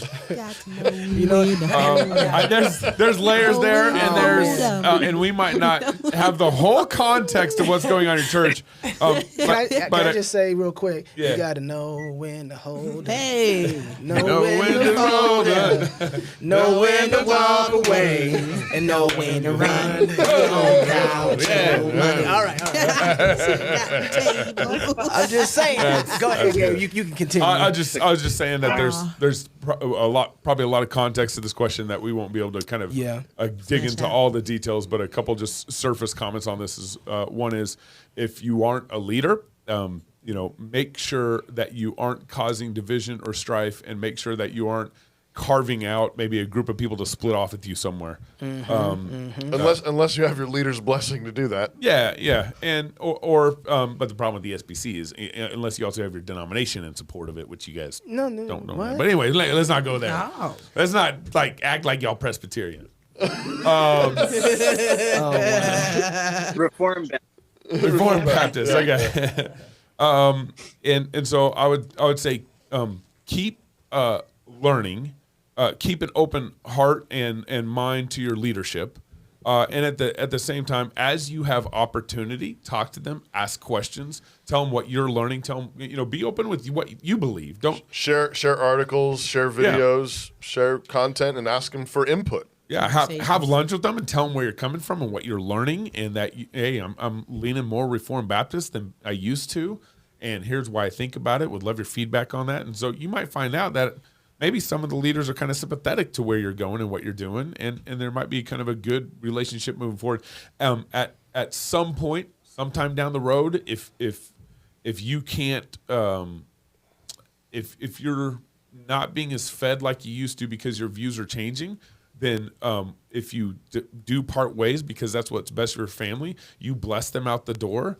You thank them, you praise them, and you acknowledge all the spiritual food that they gave to you while you were there. and then go find a situation that's going to be good for your family. So I don't have a problem with parting ways, but just make sure you're doing it the right way. You want me to go next? Sure. Because I'm kind of all over the place. But so you just have to rein me in a little bit on this. Done this a few times. I remember we were at a couple churches we were at where it was a good church. The word of God was being taught. But they were letting small things in that they weren't aware of. And so me seeing those things, we were always trying to talk about those, engage those things. And it became a point that we saw that we were becoming more of a problem in all the things you were saying, doing, being kind, asking people to come over and fellowship with us was a problem. All those things that, we wanted to create Christian culture environment as much as we could. So they'd go over to the Shannons and they think like, oh, we're going to an Amway meeting. No, they just a reformed and post-mill meeting. I think I'm a little bit, I feel like that we're in a different era and a different time than 10, 15 years ago. That's true. And so I look at it like this. I want to know what the church is thinking, where we going, where we focused at, what's our plan to engage over the next 25, 30 years. Yeah. Because right now what we're under, we're in the beginning, the sound of Auschwitz is coming. Yeah. Cold War. We are in a different place, and I don't have time to play with y'all. Okay? I really don't. I got kids. I'm trying to raise up to be God-fearing man. Here's a y'all ain't gonna like me for this, but I'm gonna tell you. You look around the church and you say, which people do I want to be attached to if my kids marry their children? Mm-hmm. You look at your church and you say, is that kid gonna grow up to fear God the way his parents are raising him? And do I want to be attached through covenant if my kid marries that kid? Or is there anybody even there for them? Forever. Yeah. Because and that'll tell you something about the climate that you're in, because right now, the other thing I want to add to that is, and so in the process of the next 20 years, does your church have the backbone of their convictions, or does it seem like that they're repenting in a way that God will give them that kind of backbone? That they're coming that way. They're going that direction. I don't have time to play with y'all. Yeah. Okay? I don't have time now. If we're going to build something, I'm going to be here and build with you. Right. But we ain't going to build nothing. Peace. All right, Pastor. I better shut up before I get in trouble. No. I agree with what you just said. I was just going to say. So did they shut down during the COVID? Yeah. And if they did they learn anything from it? Did they repent from what they did? Have they learned some lessons? Have they been public with that? Say, hey, we're never doing that again. We don't care what variant they invent next. Yeah. We're staying open. The worship of are they fighters? Do they have backbones? And I would say the same thing with are they fighting the whole woke agenda? Are they fighting all the LGBT jihad? And are they a little jumpy about it? Not like we occasionally will touch on it when it comes up in the sermon, but are they a little jumpy in the right way? Are they do they know that this is where we're being attacked? And the last thing, which would I think just piggyback and be my way of saying what he said about can your kids marry any of them, any of their kids, is I would just ask if you're not in leadership, I would say your job is to take care of your family. That's right. And it's more important to take care of your family than to be a part of a particular church. You need to be a part of a particular church. Yeah. But your covenantal responsibility to your family trumps your membership vows. Yeah.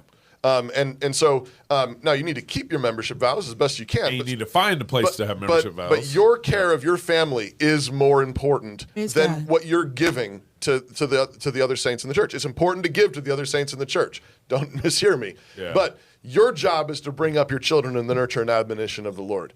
Do you have that community? We were talking about that earlier with the boys. Yeah, do your sons have multiple male leaders in their family, coaches that are teaching them to be men, other older ladies and older sisters that are teaching your daughters to be women? Because you need that kind of covenant community, and you need it now, right now. Not because of where we are again politically and culturally, because when the whatever the next mandate is, and when it's illegal for us to exist again in a year or two for whatever it is, are we going to be ready to stand? And are you going to be able to raise up your children and grandchildren to stand? There's a saying in the business world where you need to be slow to hire and quick to fire, and I think in our current church situation, I think that needs to happen. You need to slowly come into membership. You need to slowly come into a situation that you're going to commit to, and you need to be quick to fire because they've gone woke, because they shut down during COVID, that kind of thing. So They'll be the ones to turn you that over. there's a lot of wisdom that goes with that. Well, I think that can that's- shorthand they'll some be the things ones that to might be go. problematic, but like I think you need to be quick to fire, given some of our current 1 in a circumstances. trillion. You're up next, but I want you to flip your camera sideways for me so we can. 1 in a 1 in a trillion. 1 in a trillion. We know Whoa, Juan. whoa. We had There you go, Juan. Juan was at the conference. What's up, Juan? How you doing, man? He's super chill. Yeah. I'm blessed, brother. How are y'all? Doing really good, man. Merry Christmas. Hey, Juan, Merry to you, Christmas, What's your man. question, bro? Hey, got a question about maybe it's to your wives, but what do your husbands do on a daily basis or just in general to show you that they're laying their lives down for y'all? Oh, we gotta do this I on got air. a follow-up question. We gotta for, do this the on men. air. No, Juan, you don't get a follow-up question. Not after a question like that, Juan. That's a good one. How you gonna do that, Tom? You charge Juan double at the conference next time. All right. Oh man, who's first? Oh, don't no. I'll go. Let's start this way. Let's work around this way. All right. Yeah, I mean, Go ahead. it's easy for me, honestly. I don't even know where to start. On a daily basis, this guy, if a kid comes down in the middle of the night, he gets up. I don't. Amen. Ever. If someone barfed, he cleans it up. Woo! He'll get up earlier than I will. He'll go to work. He'll stay late if he needs to. He'll stay up later. He'll drive the worst car. I mean, it's really like the list is, I can't even, like the list is really long. In December, he gets me a special present that's called the December present. And this is not a Christmas present. This is a present that I get earlier, which is a thank you for how hard I work buying all the presents for everyone else. Right. And that Wow. sounds made up. Gabe. But guys, I Gabe, get a the December present? It's usually You didn't tell us about the December Well, present. Thank you for watching CrossPolitic. and ladies, 1 in a million. It's like a nice, This is it's a like good a one. nice present. But okay? what about the good. January present? Well, you know, there's no January present, but that could happen after the show. I don't really know. When I was having babies and I was nursing in the middle of the night, he would get up and just sit there with me through every single feeding, even though he couldn't do anything. Like, he would just get up with me because he didn't want me to be up by myself. Like, the list is like super long. So I Gabe, just, you know. that's stupid. Thank you. But he's a really Somebody good needs to husband. sleep around here. Stupid. You know, one of Annie's This is great. one of Annie's I love this clients at work is a feminist and doesn't like Surprise. Christ Church Dun, dun, dun, dun. and everything. And Annie's gone to coffee with her and had a number of conversations with her. And Oh, this one's not a client. She's She's just not a someone, client. she's just a hater on Facebook. she's just a hater that Yeah. that Annie's had multiple coffees with over time. And the lady said, you know,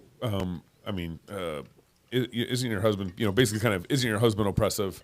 Isn't your husband Well, she compared what's particular? Yeah, go She ahead. compared, the women versus men in Christchurch. She threw it back to like Jim Crow times, as in That women are in Jim Crow era in the church. Right. And what was your response to that? Well, I told her that wasn't true, but I said if it was Jim Crow times, then it was the dudes in the church who were getting the raw end of the stick. I mean, like, they're the ones holding the babies in the back of the church and driving the crappy cars, and I mean, like, And being last at the water fountain. being last. and, you know. Yeah, I mean, like, if that was the case, it was the other way around, you know. So anyway, This is And that shut her up it did. when did. she's like, actually, the men are under the Jim Crow laws, not Oh the my women. God, But you know that's what? just not the case. Yeah, You guys help me understand something. That's why people don't understand the analogies of Jim Crow and Hitler anymore, because they have no idea what They have they no represent. idea. No. They Yeah. have They they have know no they idea. have no idea. If you're going to No. relate love in I a know. covenant relationship to I Jim know. Crow laws, It's such a you're joke. insane. Shape or form. And you Yeah. don't have any idea what Yeah. situation we're currently. Okay, anyway, I'm sorry. No, you're right about that. Is that your turn? I'm gonna I need want a some- December gift. Let's bring it back to the December gift. Gabe, you see what you did? Juan, you're my new best friend. You can do the December gift. You just got to tell us you're doing the December gift. Y'all need to coordinate on this. Oh man, that's really good though. I love it. I love it. Okay, so then David, first thing in the morning, David he takes the kids into school. Did you guys know his name's David? Yeah. To Sharon, it's good. David. To CrossPolitic, it's Mr. Knox. Yeah. He's the one who will usually drive the kids into school. And he has this whole thing. They say it's funner when Dad takes them in. Every now and then I have to take them, and it's usually running behind, and it's a mess. The school secretary knows it. But David gets them all there on time, and he has the whole we catechize honor God. What is it? So we catechize on the way to school. Yeah. One of the things I add to the catechism is there's no such thing as truth, and they have to repeat back, is that true? Yeah. And I say, well, there's no such thing as absolute truth. And they say, is that absolutely true? Right. And then right before they get out the door, I say, honor God, and they repeat back, love your neighbor, honor your teacher, love your neighbor, be a good Shannon, and have lots of fun. Okay. And so that's what they say before they jump out. Yeah. The thing. Yeah. Sydney says it's funny when Dad takes us into school. So she hurries so she can be ready in time for Dad to get her to school. Is that and it doesn't have to be me. Oh, it's better than me. Things that Dad's win at. So she doesn't want to miss the catechizing. That's one thing. Man, you guys, I've been spending up this man's money for a while now. Getting ready for Christmas. You see? He has to stay late. So do we got an offertory going on in the You can fund us at my GoFundMe. At ChocolateKnocksHelp.com. Help. Yes. I'm like doing all of this stuff. I'm like, oh Lord, have mercy. I have to buy that one more pair of shoes. There's that. There's the catechizing. Advent. Advent's been so sweet. So we're going through a book. Yep. And I know it's interrupting the work schedule because he would normally be here working late because I'm spending up his money on Christmas. But then he'll make sure and come home, right? Get through Advent with us, lead us through a chapter, a prayer, a song, and poem, and then hand out all the candies. And it's been super fun this year. Yeah, it's been super fun. Got to get into it. I can't believe it took us this long. This is y'all's like fourth or fifth year celebrating Christmas. No, we're at 7 now. You're 7 now. Yeah. Okay. We're getting better at this. We're adding things on every year. Literally are getting better. Yeah. Yeah. All of the things. Just the text messages, right? The call. Hey, babe. Checking in. I don't know. So many things. I don't know. I'll take all I feel loved. Yeah, I'll take all that. She feels loved. That's good. Coming in and being that reinforcement because the kids come throw stuff all across the floor, what have you. I don't have to worry about having to repeat because Dad's going to come in and he pulls he pulls the household into this, like, the right orbit. If he comes home and if anything's out of place, he's like, he just pulls it back. I don't have to go back and repeat for the 10th time any one thing. Yeah, he's that, right? He's that for me. That's so good. I don't have to be reinforced. That's good. I love you too, babe. All right. Yeah, man. All right, Jenny. Yeah, no, One in a trillion. Well, there's a lot of things. Of course, I think, there's 3 things I was thinking about. I think just your affection and tenderness on a daily basis. Like when you get home from work, sometimes I'll say, there's been no kissing. And actually there was, and I just forgot. And I think that's the first thing we do every day that you get home. Yay. And that means a lot to me, and like you said, it's your orbit. Like, when he gets home, it's like, it's been a crazy day. It's like, okay, no, he's home and he's the hero of the home, even to the dogs. Oh, the dogs. Oh, you on another level when you got animals. When you got animals, the pigs, the horses, the birds. Those adorable kittens that we ain't ready for no animals. The cats know that Dad's home and I'm he's gonna tell you coming. something. If we were in the garden, we had to take care of animals. They all be dead. Ain't happening. I'm sorry. Go ahead. No, well, we just built this house this year, which we're really grateful for. And I told him, I said, it's the hottest thing you've ever done. Ooh. I gotta build a house. Oh man! I gotta build a house. December presents. Houses. That is awesome. I love that. You said third thing too. Yeah, So well, good. and just more about the house, though. I think part of that is just him serving this morning before he went to church. He had 20 minutes, and I was watching you. I don't know if you knew I was watching you from the guest room window, trying to figure out how to use the new snowblower that we got. Oh snap! Yeah, there's so much snow. And you finally got it to go, and it just took you. Yeah, it's one of those self-propelling ones. Wow. It means business. You know, I got to tell you something. I'm sorry, you weren't done. I was going to talk about the guys too, but go ahead. That's pretty great, Jenny. No, go ahead. Okay, so and you came and picked me up for church this morning, which is great because you were concerned if I'd get out of the driveway or not. And so, so just serving around the house, you're always, doing something. I can rely on you for that and providing and building this home. And it took a lot of effort. It was a lot of work. So much. It's a lot of work. And then the last thing is just he's always been a good gift giver. And I'm just thinking, you have your December present, but you've always been a good, thoughtful gift giver. And so I feel like he bought you a dress. He's very good See, at buying yeah, dresses. like, yeah. Yeah. I, think that this is, I got to buy a dress now. Put it on the list, David. Put it on the list. That's really cool because you're like, I know he's going to want to see me in this. He bought it for me, so I know he's going to want to see me in it. So, If it's a dress in December, you could kill two birds. Hey, I'm on that. And you can build a house at the same time. All right, let's get Todd in here. Let's move on. Hey, what's up, Todd? Hey, Todd. Todd Ford, where you from, and what's your question? South Carolina. What's up, guys? Hey. Hey, Todd. And both my kids got baptized today, so. Hey, praise God. Hey, welcome to the flock. Praise God. Yeah.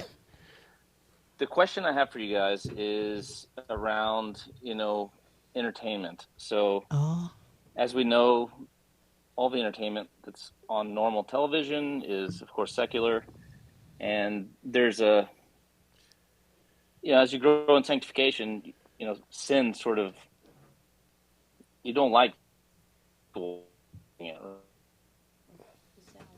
right? So say that again, Joshua. Your signal's kind of dropping on us. you guys have conversations about, I'm breaking out? There you go. Yeah. There you go. Can you hear me? Yep, we got you. Go ahead. So when it comes to like mainstream entertainment on television, how do you decide when something is inappropriate to your house? Because we'd say like normal media or television tends to glorify sin. And I'll use like Yellowstone as an example, right? Like maybe the story is good, but there's a lot of sins like on display. Like how much of that is too much? And do you guys ever disagree? Like your wife maybe wants to watch something and you're like, I don't want to, or the other way around. And what's that conversation look like, I guess? Is it between him and his wife, or the children are involved? Yeah, how old are your kids? Maybe about the kids watching. No, definitely the kids aren't watching. I'm thinking more of adults. Okay. All right. How you come? Okay, I got you. All got you. All right, Todd. Hold on there. Who wants to go first? Take it, Gabe. Yeah. I mean, just a number of thoughts there. One is, and just at a basic level, we agree usually on what we want to watch. I mean, we're wanting to watch something entertaining together or something. Part of so we do different kinds of watching. We do the kind of watching where we've been working hard all day and we're exhausted and just tuning out and falling asleep is a real blessing. So we'll do that, and we got our shows for that.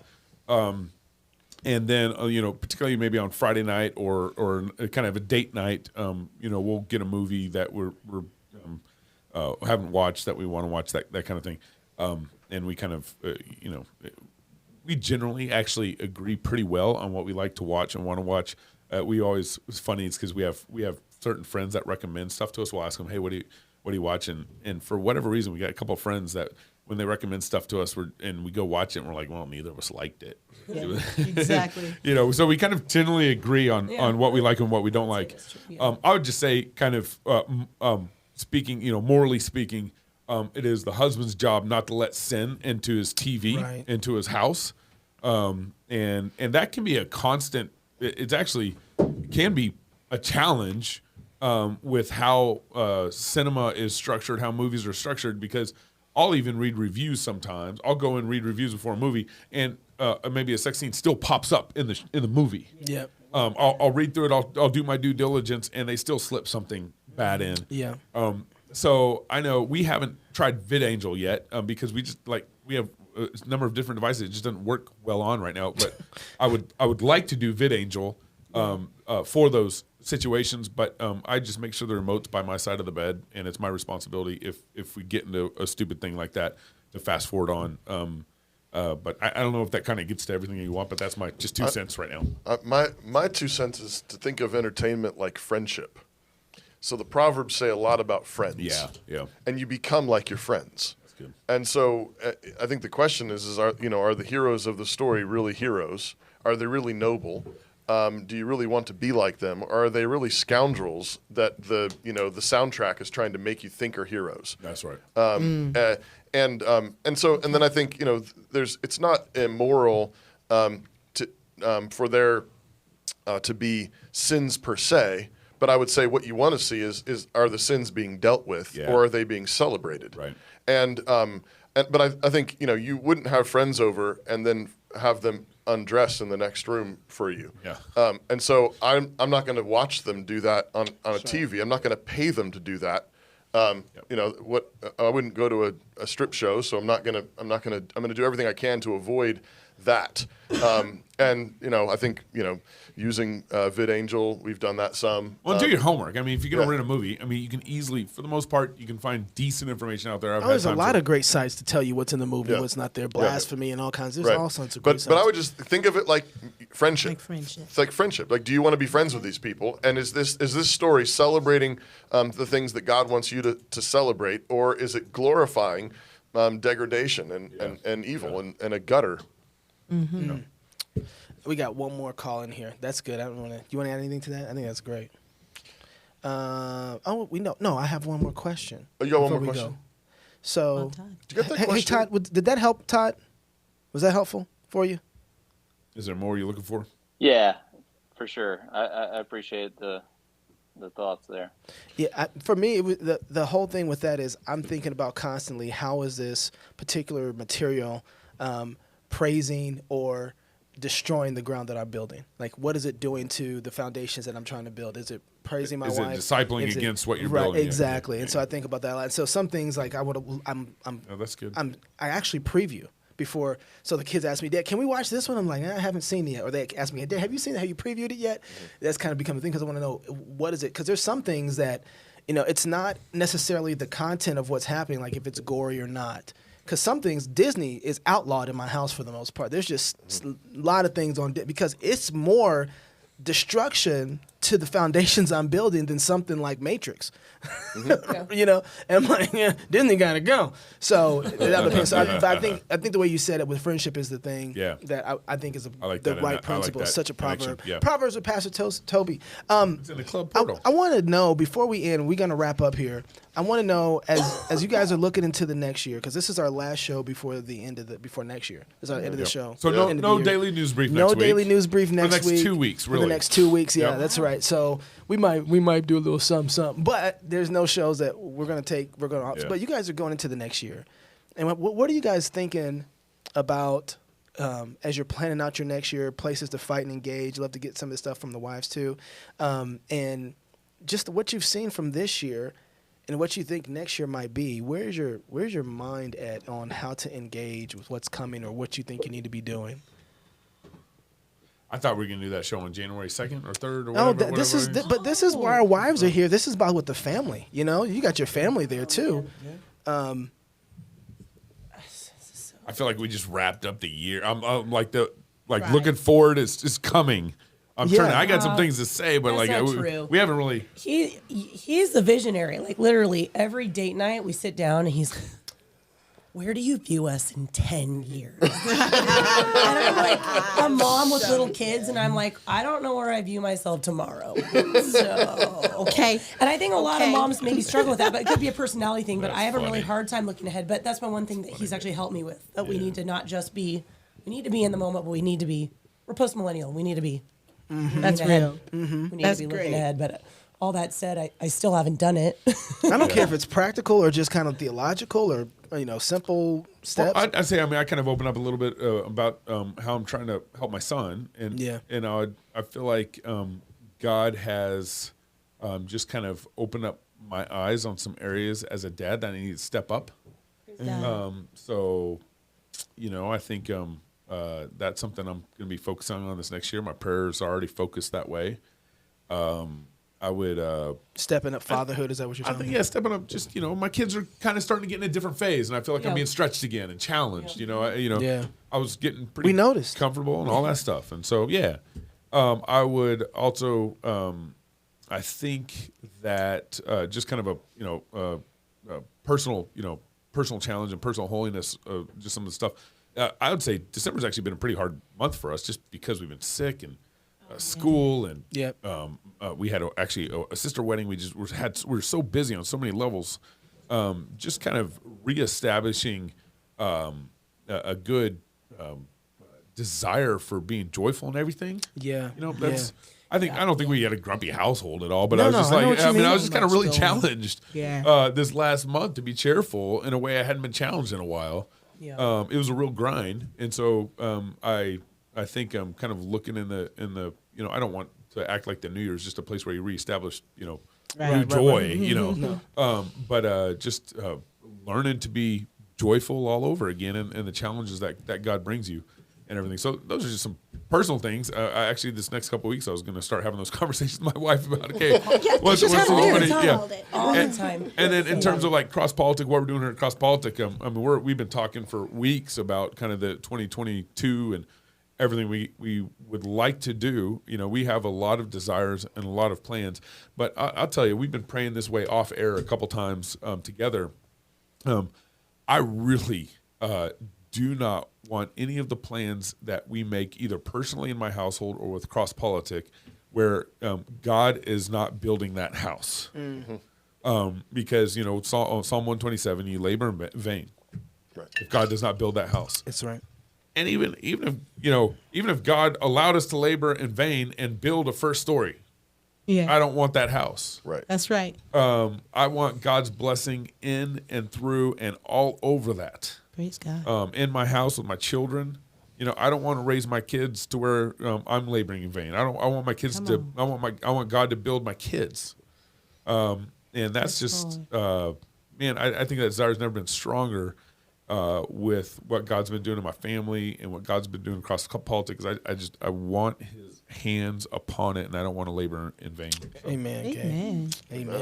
How are you gonna let us follow up to that? I know. I was Same, just man. High. Babe, go ahead and do it. I'm gonna ditch this responsibility.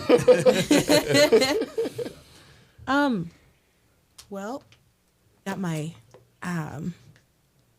my thoughts are on the kids, I guess, going forward.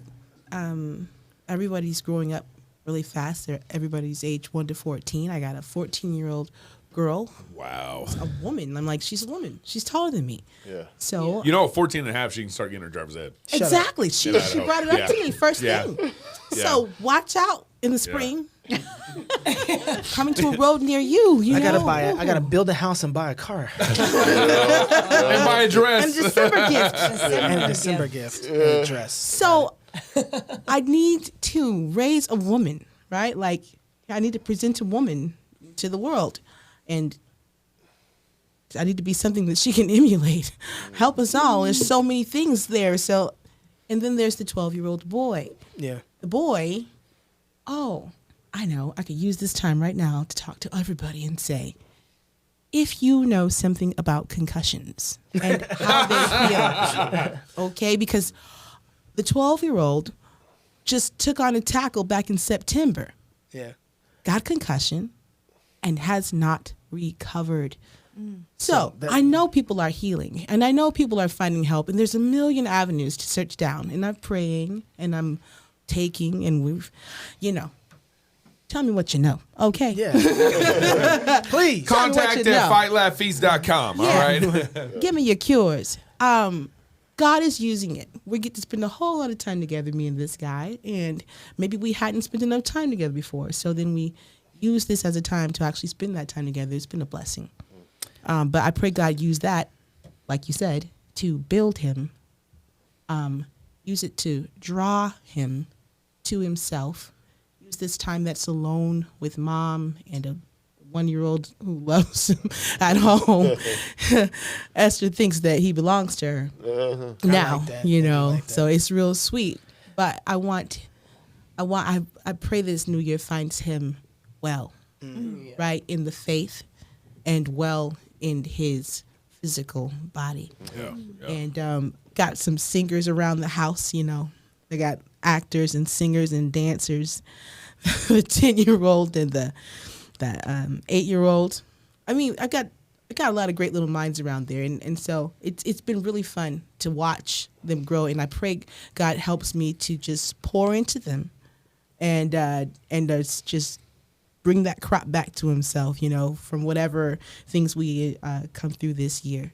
I pray with them more. I need to pray with them more.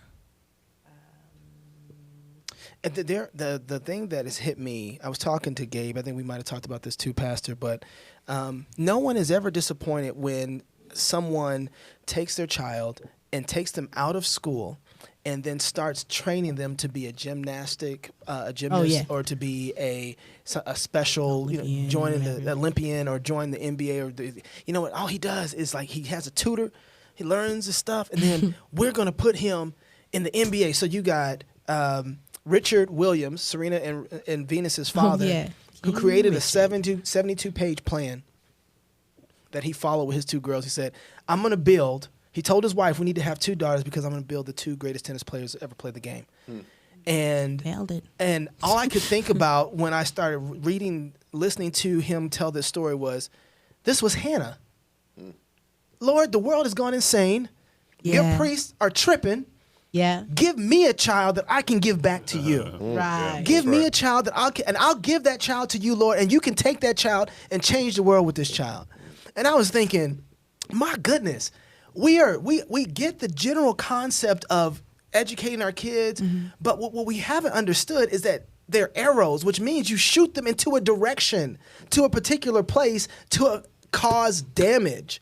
Yeah. And I'm like, oh, man, what I need to be doing, first of all, is work. Working is huge. I'm seeing right now the people who are going to win the future are the ones who work and love their neighbors and make amazing things for them this next year. And I'm like, I want to outwork everybody so I can love everybody. That's what I'm thinking about. But the other thing is, I want to map out, Lord, we need a good mayor. Lord, we need a good governor. Lord, we need a good, we need a good mom. We need a good dad. We need raise them up. Okay, Lord, help me to specialize in teaching my kids certain things so that they can go out there and I can shoot them into the areas that they can be effective to bring your gospel, to bring the kingdom of God in that area. I want Andrew for mayor. Yeah, if you guys haven't met Andrew yet, totally. But we don't. Maybe governor. I don't know. I wouldn't be mad at that. But we don't think about, hey, you know what? I have been building this kid since he was 6 to go but when they do it with basketball, we're so happy. Oh, he's been playing. My friend gave his kid a football in his crib. The boy is on track right now. You're going to see him in the NFL. Star. He's already a star. And it's like, that's disciple. That's what whole paideio, right? We're supposed to teach our kids this, and they are arrows to go out and to do damage. And so for me, I'm just like, all right, Lord, we're getting specific. I've learned that with my prayer life. Don't just be praying some general prayer. You're talking to God. You better tell him what you need. You better tell him what you want. You better tell him where your heart is. And so I'm thinking the same thing with my kids. All right, Lord, I'm getting specific. I'm going to stop with this general stuff. Thank you for correcting me on this, and let's get specific. So anyway. That's good. Well, the football you gave your kids was that baptism. You know what I'm saying? I'll take that. That was good. I think speaking of arrows and launching them, we're about to launch our oldest. Yeah. I was thinking that. So that's a big thing. Did he graduate this year? He's graduating this year. Whoa! He just got accepted to New St. Andrews this week. Yep. Yes. So we're thrilled. so proud of him. Wow. And he's launching, and we'll be in college next year. And then I'm gonna have 2 daughters in high school. Yes, you are. Yeah. Oh my gracious. Oh my gracious, that's I know, crazy. it just kind of hit me this week when he got accepted. I thought, wow, no, this feels like, you guys kind of hit this new stage, but we left the diapers and we have these teenagers and these, but they're all still at home. But we're about to have one leave. Isn't that amazing? And it's just not going to stop. One of his friends got married today. Oh, that's the nuts thing. Not in his class, but somebody that graduated a couple years too ahead of him. But they're like, you guys it's were. Like we're like, look at that, babies. Like he had classmates in the wedding, I think. So that's amazing. Anyways, so we're launching into that phase. We're planting a new church this year. Yeah, that's right. Christ Church downtown is being planted by Christ Church here in Moscow, and so that's a huge thing this year, which I'm excited about. I believe that we want to fill Moscow with faithful churches that are part of the fight and proclaiming the gospel boldly, and so that's a big thing. And then I think the third thing on my list in terms of vision is CrossPolitic. So my family, my church, and this project. I've been so thankful for what God's done with it over the last 5.5 years now. And I've been surprised, blown away by what God's done with it, and convinced that it is filling a particular niche. And I didn't see it. Maybe you guys saw it better than I did when we got going. But I believe that there's something here significant, and I want to be a faithful steward with this. Amen. So we've been meeting a lot. That's one of the reasons we're taking a couple of weeks off over the next 2 weeks, is because we're actually going to be spending a bunch of time working on the show, practicing. And show gonna come back different, y'all. And we're getting ready to come out swinging in January. Because I think we want to be faithful stewards with what we've been given, and we think that God's given us something significant here, and so we want to knock it out of the park, and so we want to come back in January and see 2022 be the biggest and best year we've had thus far. There's so many. I've got ice in my mouth. I'm so sorry. I should have talked for another. You usually keep talking. I know, right? It felt right there. So we want to say Merry Christmas to all of you who watch, everybody who shares. I wish I can communicate well enough. You guys don't understand. Watching and sharing the show is such a massive support for us. And I know everybody, I wish I can give, hitting that share button, coming in the comments and talking and joining us on the show. It's such an encouragement, but it also helps promote. I'm going to tell you just how amazing God is. We looked at our marketing, and we have not done hardly any marketing at all. We probably done like $2,000 worth of marketing in like over 5 years. Okay, and so we've really been pushing against the beast, and so we're going to take some chances this next year. But God has grown us because of the kindness of you that watch us, and the club members. And so I want to say to every club member, everybody who signed up for a high five, all the way up. Thank you guys for a wonderful year. We were able to be a voice when a lot of people weren't. You guys go back to 2020. We were out there way before a lot of people who were out there started talking in this year. And it's been because of club members who allowed us to stay on, kept things going. We felt like we need to be faithful to you, faithful to the ones who have supported us. And so we want you to know we don't take that lightly at all. That's right. Which is why we are going into the bunker where we're going to come out with some more guns over the new year. So thank you for all of your support this past year and the years before. We are so grateful for that.